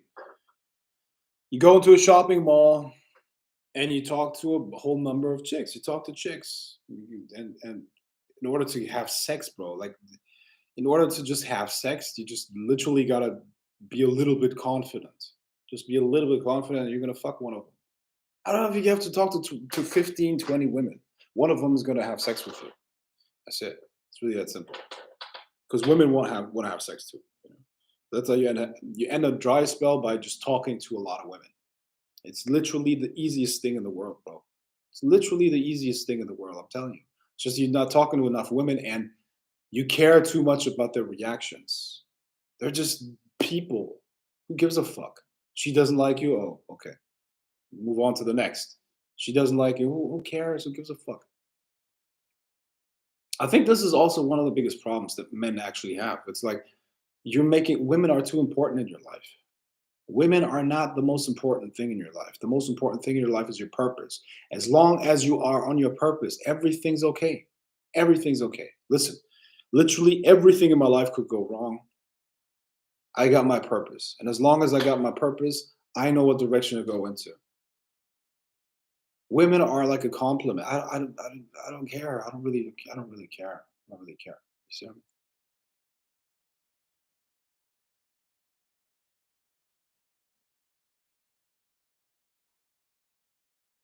You know? And that's how you do it. No, obviously, I mean, it would be life. I told you it doesn't help that I'm tall and handsome and strong. That does help, obviously, you know, and I dress good, I smell good, and all that stuff. Yeah, that does help. Yeah, but I believe most guys, unless you really, really, unless you look, if you're really like, let's say you're really fat and nasty and all that stuff, then just go to the gym and work out a little bit. Yeah, work out, eat healthier, and you're gonna look better. And then you literally just talk to chicks. You just talk to chicks, talk to chicks, talk to chicks. Also, you need confidence. You need confidence. Uh, and the thing is, look, confidence cannot be learned. Confidence has to be developed through experiences. When I talk to a woman, I have a lot of sexual confidence, and she can feel that. She can pick up on that, right? I mean, the women here, they know that I have a lot of sexual experience. I've had experience with a lot of women sexually. They just can't pick up on that. They feel that. They know. And in the same way, a woman will pick up on my confidence when it comes to that topic. They will feel, oh, he's confident. So you have to work on yourself too. Like, are you comfortable with yourself? Do you actually like yourself? You know, do you like yourself? What's your opinion of yourself? That should be the most important thing in the world. Now, the thing is, you can't lie to yourself. You can't fake that. Do you have a high opinion of yourself? And everybody has a battle going on within themselves. But the result of that battle always shines through in some way or another. You see. So that's it. That's how you end a dry spell. Plus, listen, if you if there was somebody following you around with a camera or something like that, or if there was somebody writing down your life or what you do, would that be interesting? Would you be an interesting character in a movie? If you're not an interesting character in a movie, then forget about it. Because women want an adventure. You want to give them an adventure. Are you exciting? Like, is there something special about you? Is there something that makes you different? You know, think about it. If your life was a movie, somebody would follow you around with a camera. Somebody would write a book about you, a report about your life. Would that be interesting, or would you be Joe Schmo that can be replaced with any other guy? Right? Is your life interesting, or what would it say? Oh, he got up in the morning. He went on to work, and on his way he stopped by and bought some coffee and donuts, and then he went to work a job that he hates. He had zero charisma, zero energy when he was there. He was just the most boring guy ever. Stupid ass fucking customers coming in. He didn't do anything special. There was nothing out of the ordinary, you know. And then his depressing life continued, where he like finished his day and went to have some pizza, Domino's, and and then watched Netflix, and then he jerked off and went to sleep. If that's your life, you're like, why would she want to? Why would she want you? Why would she want you? You know what my life sounds like?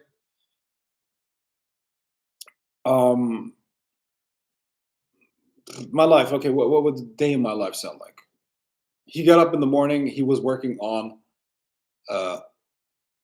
on an exciting new business. He scheduled some calls. Then he went to the gym, lifted some weights. In the meantime, he talked to a chick at. He talked to some chicks, got their number. Then he went on, came home, did an evocation for and put a curse on someone. Then he was called by his padrino from Amsterdam, um, and he was invited or not invited. He asked him to come over to Amsterdam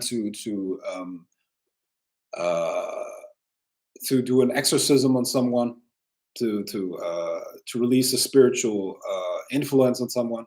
You know. Then he went on to have lunch. Um, then he was planning his move to a different country, and he was planning the various trips that he's going to do throughout the year.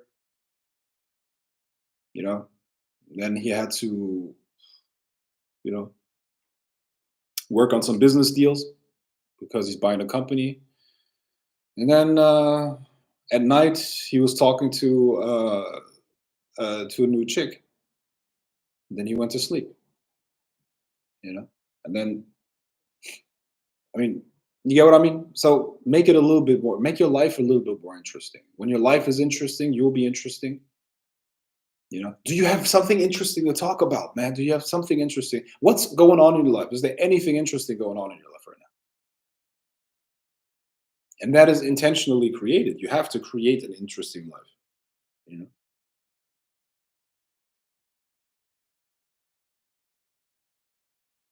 I have to create an interesting life, and then you will be interesting.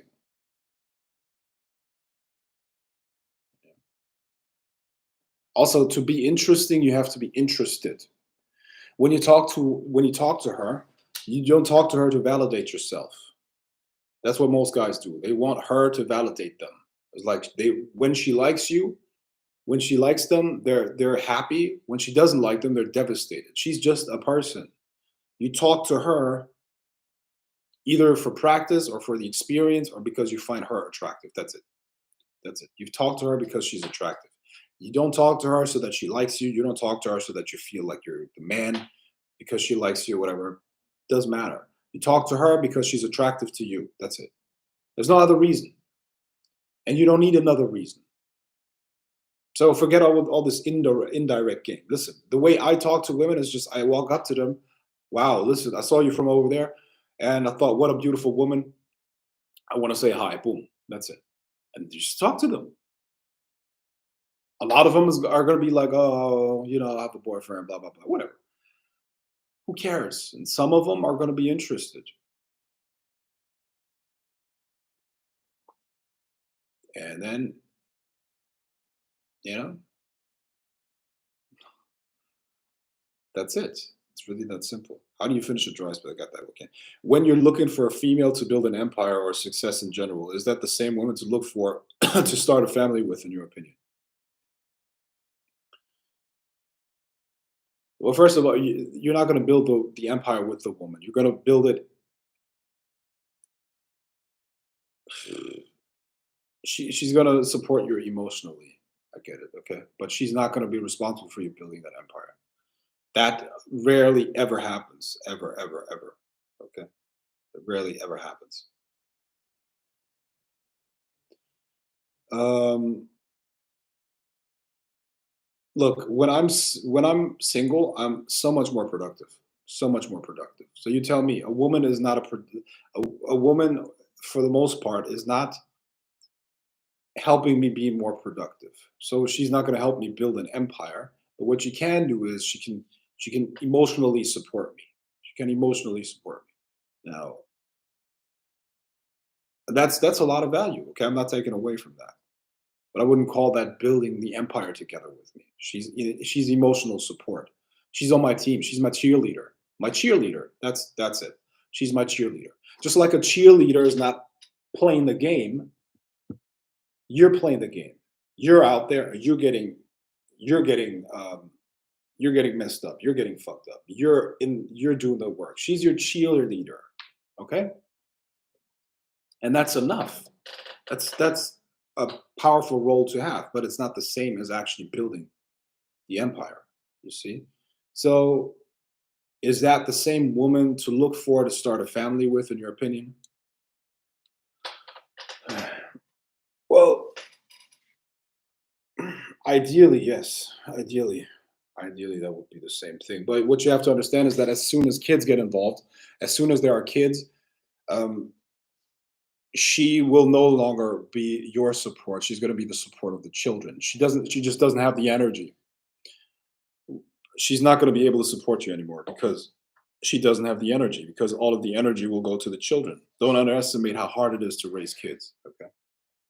And that's what she should do. Of course, she should focus on the children and help them.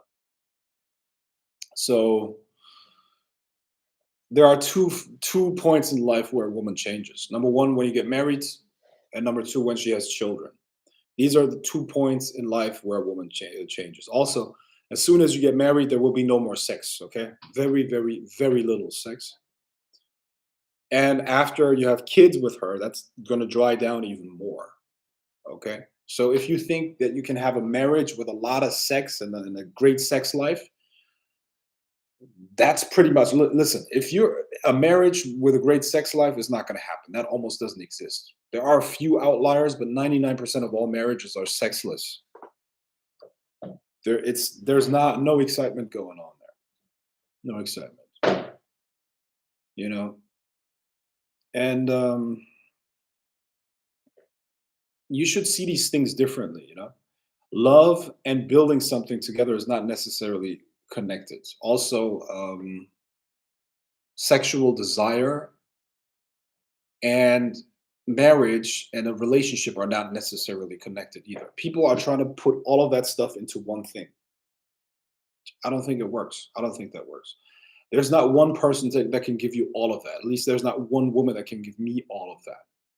You know, there's not one woman that can give me all of those things. You know, and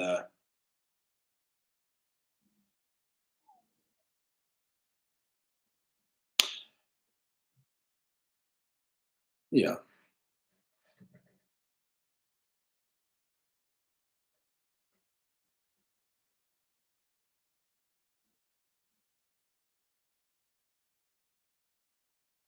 Frank, is there a spirit that helps with character development, for example, making your life more exciting? You don't need a spirit for that, my friend. You need an actual, like, life is an adventure. Like, come on. I tell you what, like, having an exciting life comes from having an exciting character, and that character is developed by you. It's not a spirit that can develop that character for you. You know, like, don't you have any passion about anything? You know, a lot of people will tell you, yeah, I like anime or I like movies, I like this and that, but that's not you. Who are you? Who are you? Who are you? I think that's the most important question. The most important question to ask. Who are you? Most people have their identity defined by other people. You got to define your identity. You got to define your identity yourself. I am this, and that's a decision. You decide who you are, and then you build on creating that person, that character, every day. Your routines must match the character that you want to create, and that's it. And then you build that, and then you build that, you build that, you build that,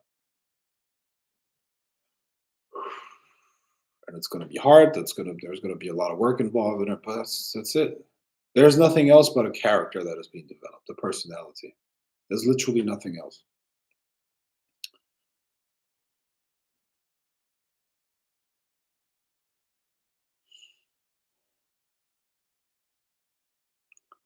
When I listen to most people's conversations, I'm just bored out of my fucking mind. It's incredible. I'm bored out of my mind.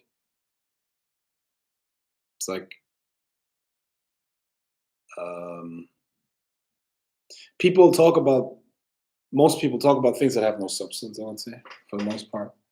It's literally just blah, blah, blah. This person did this. Oh no, they did this, they did that, they did this. So, um,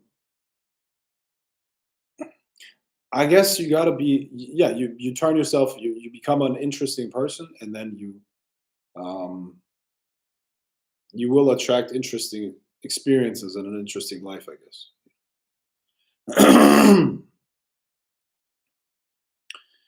Having the vibe of a bad boy being actually nice is hot too.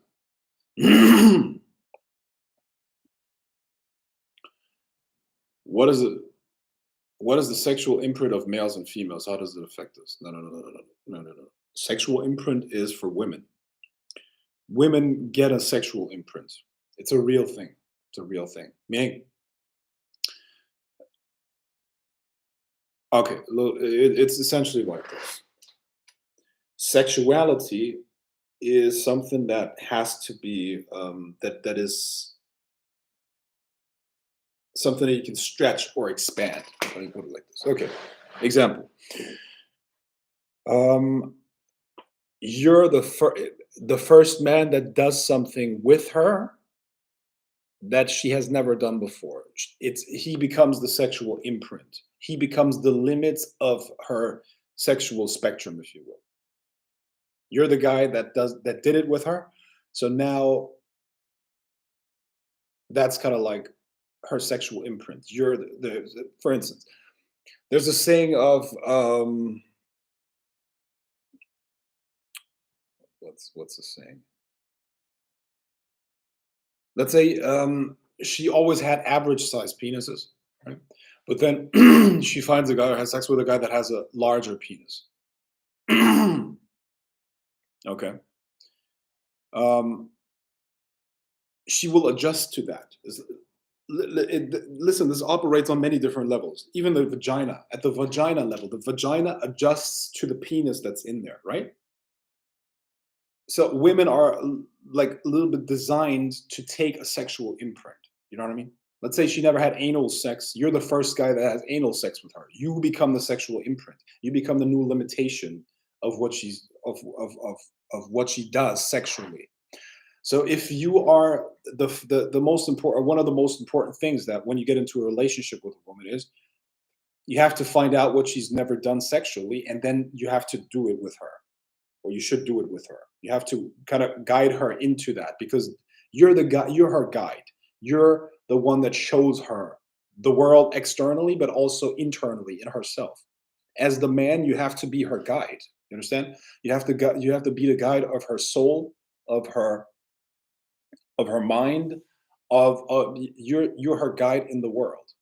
You're the leader, right? That's also why the woman is usually should usually be younger than the guy.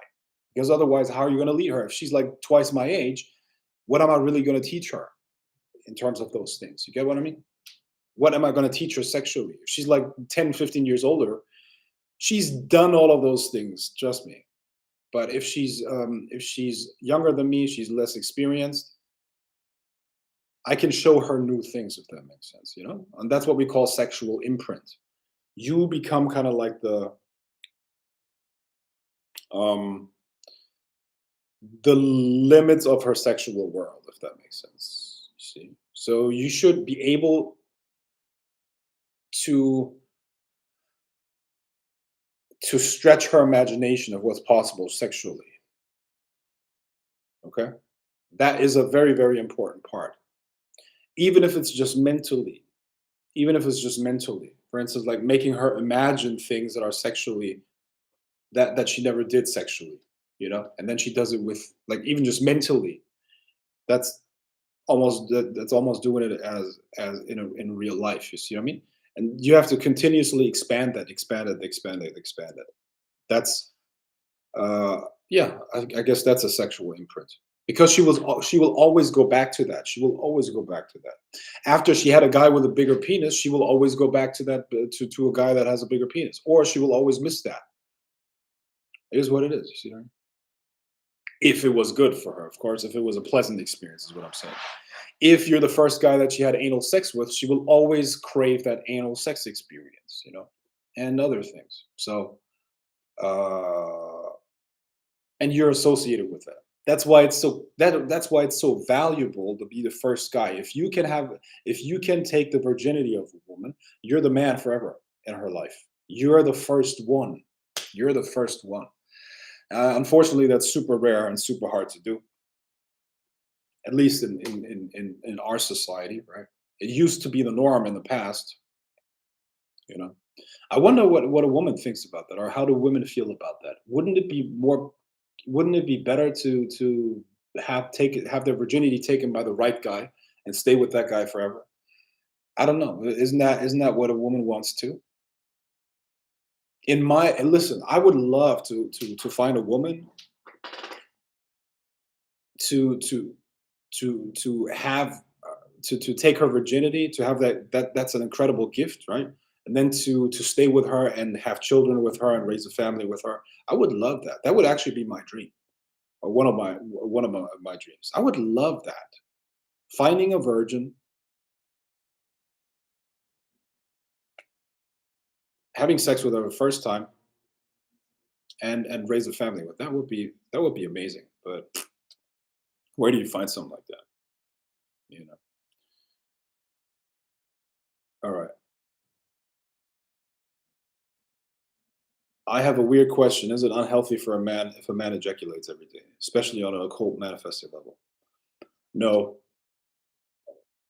no, I don't think there's a problem. Men build, women just move in. All right.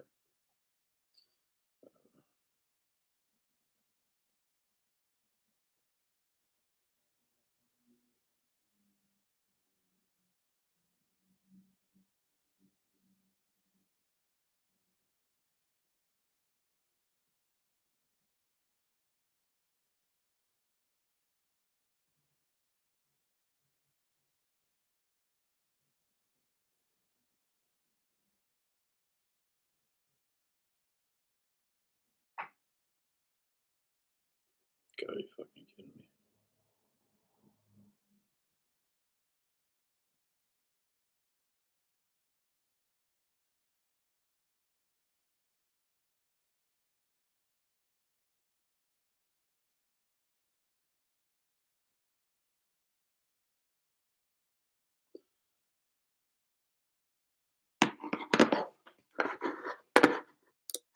My GF says she's proud that I'm the only man she has ever had sex with. Yeah, that's awesome. Incredible. That's a dream woman, man. That woman's a dream. Incredible. I'm actually kind of jealous right now. I'm actually kind of jealous right now. I think that's what I'm going to manifest as my next serious relationship. I'm going to manifest that. Let's say a 24-year-old woman that is a virgin, very romantic, very little baggage, psychologically healthy. Yeah, that's what I'm going to manifest for a long-term relationship when I'm ready for it. When I finish my current project, I think that's what I'm going to manifest. Yeah, but I think I gotta go for a different culture uh, to find that. There are certain cultures where that is actually much more common. Arab cultures, for instance, Arab women are, or Muslim women in general. I think uh, it's much easier to find that. I guess, or Arabic women are Arab women, yeah, often like that. But I don't think with Western women, I don't think you're going to find that a lot, right? Where are you going to find that? Maybe Eastern European or yeah, something like that. Russian culture is that the Russian culture? I'm not completely sure. Um, but I think Eastern European women have better values when it comes to that as well. But European women and American women, I think, are not on that. They listen to Cardi B. Right? They listen to Cardi B, who talks about letting men run a train on her. Right? That's, so what happens to women that have done a lot of shit, like prostitutes? Does pair bonding work different? What's your opinion? I don't think they're capable of pair bonding correctly. A woman that's been a prostitute is not going to pair bond. How? How is that going to work for you? It's completely impossible. I believe there's no pair bonding going on. I don't think so. Now, this is different from, let's say, um, a woman that's been like an OnlyFans or something like an OnlyFans mom. That's not the same thing. But actually, fucking men for money. That's I don't think there's like. Do you think honestly? Let's say honestly speaking, do you think a woman is designed to have sex with 100 men, and that's what she has that's what she does in let's say she has one customer per day, roughly speaking, for 1 year. That would be 365 guys. Do you honestly believe that a woman, biologically and psychologically, emotionally, is built to have sex with 365 guys in her life? And I'm talking about 1 year. Do you think she's built for that? I don't think so. I don't think so.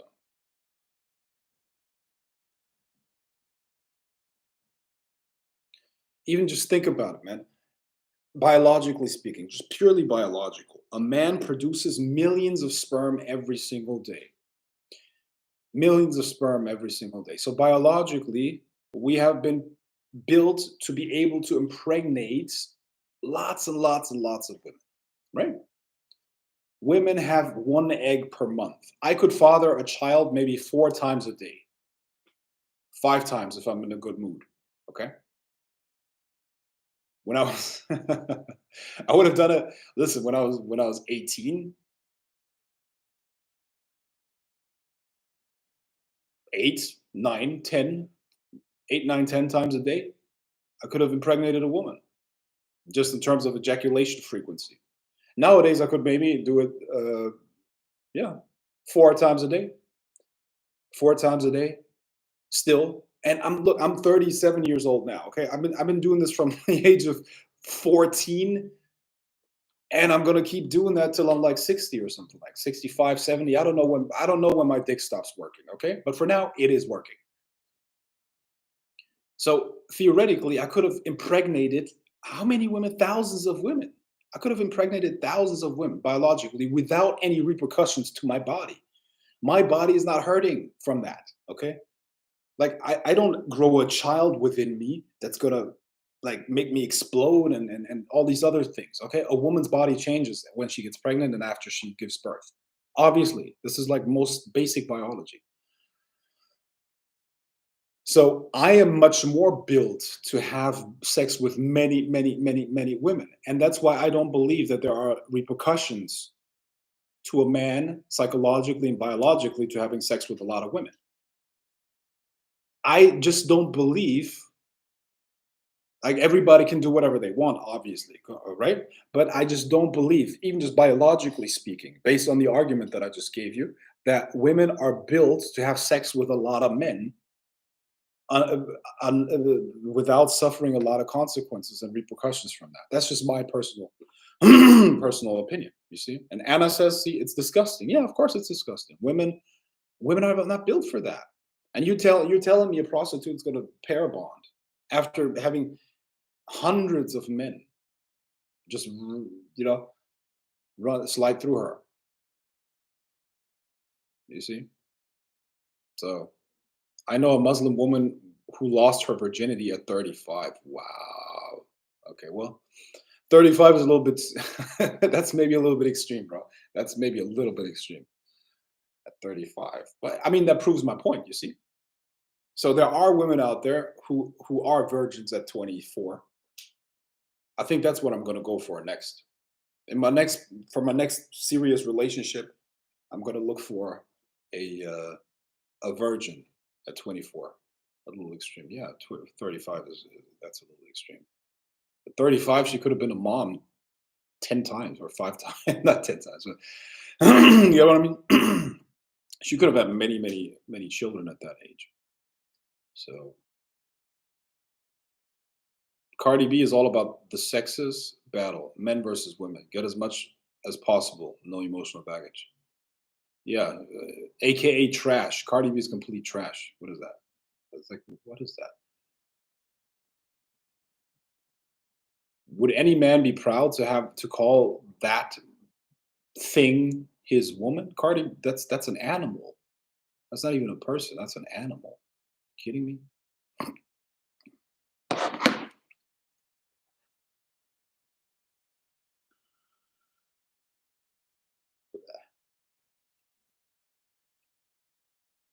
She's married. Okay. Good for her.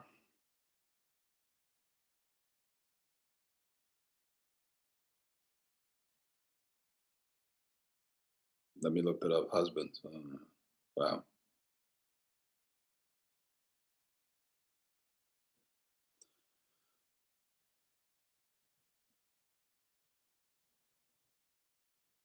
Cardi B filed for divorce from her husband Offset after he reportedly cheated on her pretty much the entire time. Okay, so she sings about that stuff and her man is cheating. Okay, I see. Okay, but how does she put out these lyrics and has a problem with her man having sex with another woman? I don't get it.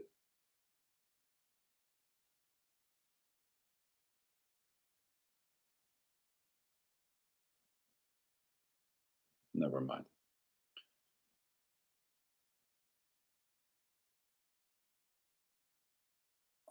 He must be a beta. I don't know. Maybe they're both just trash. How about that? Maybe they're both just trash. Okay, Tracy Joe Hill says older American men do not have the patience for unexperienced. Okay, I get it.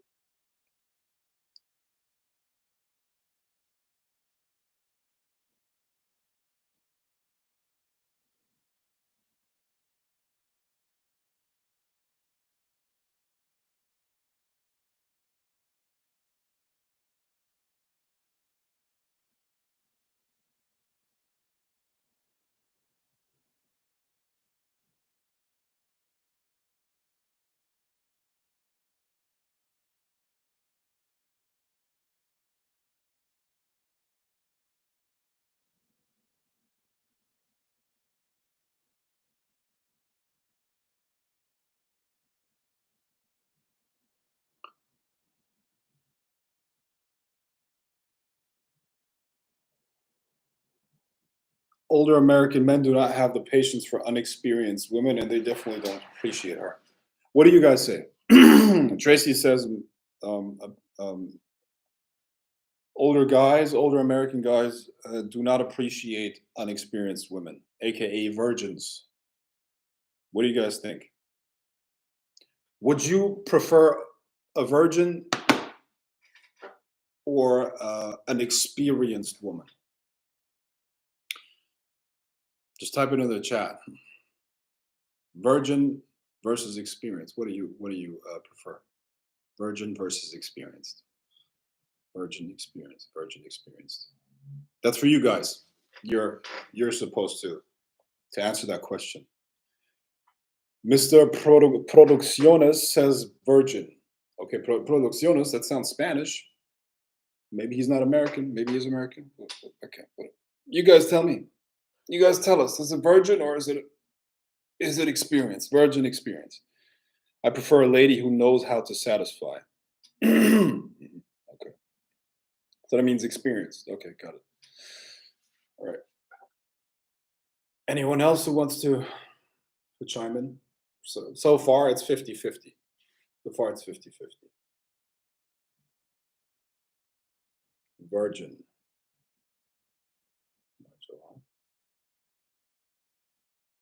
2-1.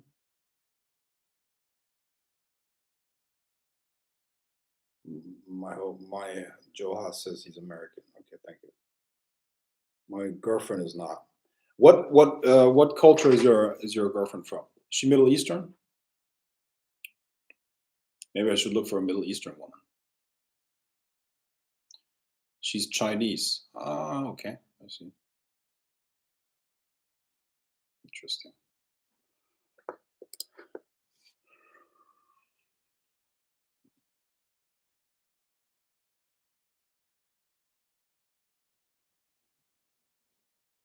Yeah.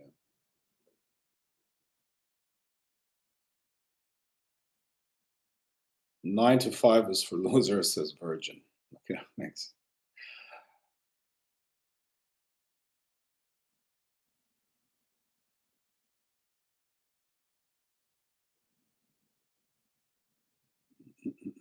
All right. Well, okay. I guess the majority likes virgins, I guess, so far.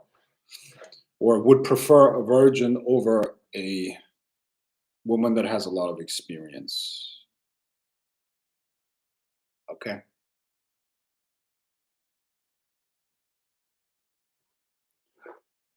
You're dreaming in this day and age looking for a virgin. Yeah, exactly. But that's what I'm saying. That's why you have to go into different cultures. And when I say different cultures, I don't necessarily mean different countries. I mean women from specific cultures. You know, women from specific cultures. There are cultures that, I mean, for instance, the girl that I'm with, that I'm seeing right now. We're not boyfriend and girlfriend. I think she tries to, but I mean, I'm just seeing her, and to me, she's a friends with benefits, and she's 25 now, and she was a virgin until she was 22, and she's had one boyfriend ever since then. You know, and I know that's true. That's the truth. You know, so I don't think it's impossible to find that. I think, and she's Middle Eastern. She's from Lebanon. You know? So it depends on the culture. I get it in American Europe and European culture. Yeah, that's pretty much impossible to find. Very hard, and they're proud of it too. Right? They're proud of it too. Yo, I'm a hoe. Yo, yo, yo, I'm a hoe. I'll let these guys run. I'll let these guys run a train on me. Yo, I'm a hoe. In the Middle East, this is normal. Yeah, exactly.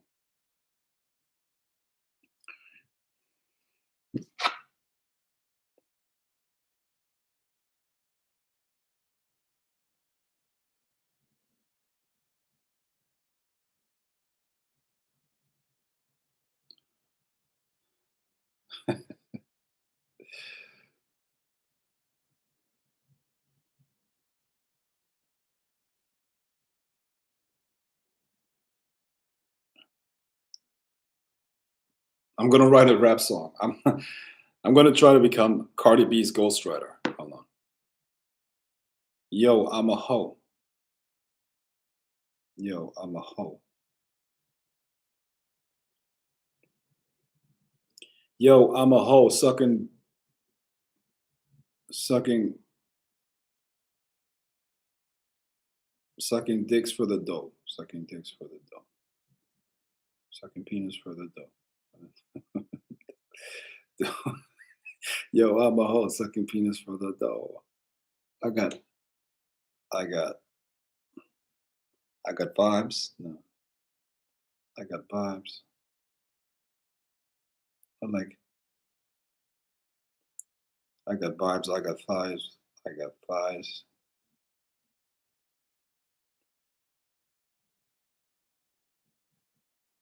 I got vibes. I got thighs. Uh,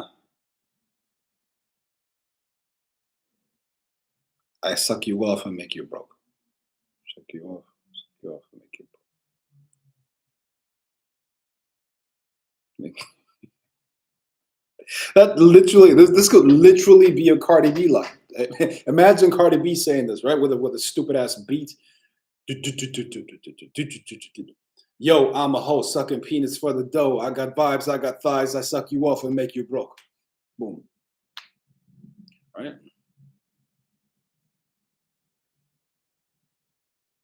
And then you gotta be like, you just gotta be nasty. Ain't no nigga, uh, ain't no nigga eating my ass without permission, right? Shit like that. That's what they would say. Eating my ass without permission.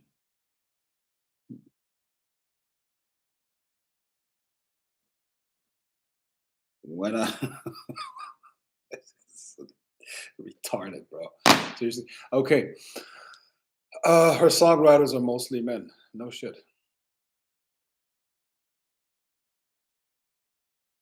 Is that to do with the tradition of a bigger marriage dowry for virgins in the Middle East? No, it has to do with um, with ensuring paternity. You want to know who the father is. That's why a virgin is. That's why it's important for men that she's a virgin, because she. I mean, the more. I mean, to me personally, I feel, to me it's a big problem if I hear about a woman that I'm with having sex with other men. You see what I mean? Even if it's past experiences. So it's just the value, something that is scarce, and you're the only one who is allowed to do it. That's valuable. You see what I mean? That's why. Now, if you don't have a problem with your woman having sex, man, there are many men out there that don't have a problem with that. I'm not. Look, I'm just saying. I'm just saying what's up. What happens? You see what I mean? There are a lot of guys that enjoy seeing their woman or their wife having sex with other men. That's called a cuckold. That exists too. There's a cuckold. You know. You know. They enjoy seeing their wife being fucked by another guy. It's usually called a bull, right? The terminology is in cuckolding is basically she's the hot wife, the guy that fucks her is the bull, and he's the cuckold. That's the terminology. Yeah, it's weird. It's really weird. Um, well, had to turn the volume down. My house too quiet for that. Okay. And they expect you to sleep with them on the first date. I just turned 50 though. Okay. Well, I know my past history, so I can't be too fuzzy. You're such a good feminist, Stu. You're really a good feminist. I love it. It's great. Where you're like, well, I had sex with a lot of women, so I can't blame a woman for having sex with a lot of men. Well, bro, that's in my book, that's not the same thing. Absolutely not. It's not the same thing. How do I say? Well, it's basically what I said earlier. Biologically, there's a difference, bro. There's definitely a difference. It's not a double standard. It's biological fact. And what's the deal with girls with daddy issues? Why they have a hard time dating? Do they? I don't know. I'm not an expert on that. I really don't know. I didn't know that was the case. I didn't know. Burn a church. Ooh. I really don't know what the deal with that shit is.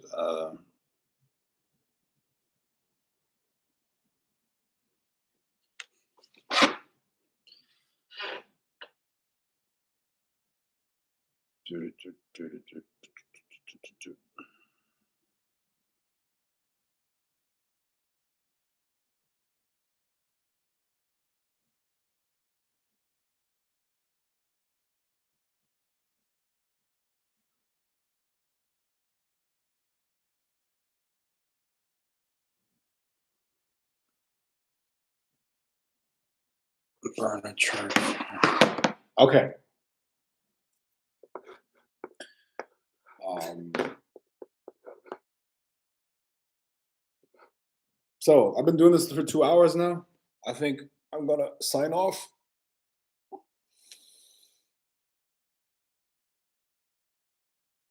Um, yeah, I'm gonna go live tomorrow. We'll see when I can make it happen. Until then, I hope you got something out of this. Yeah. Peace.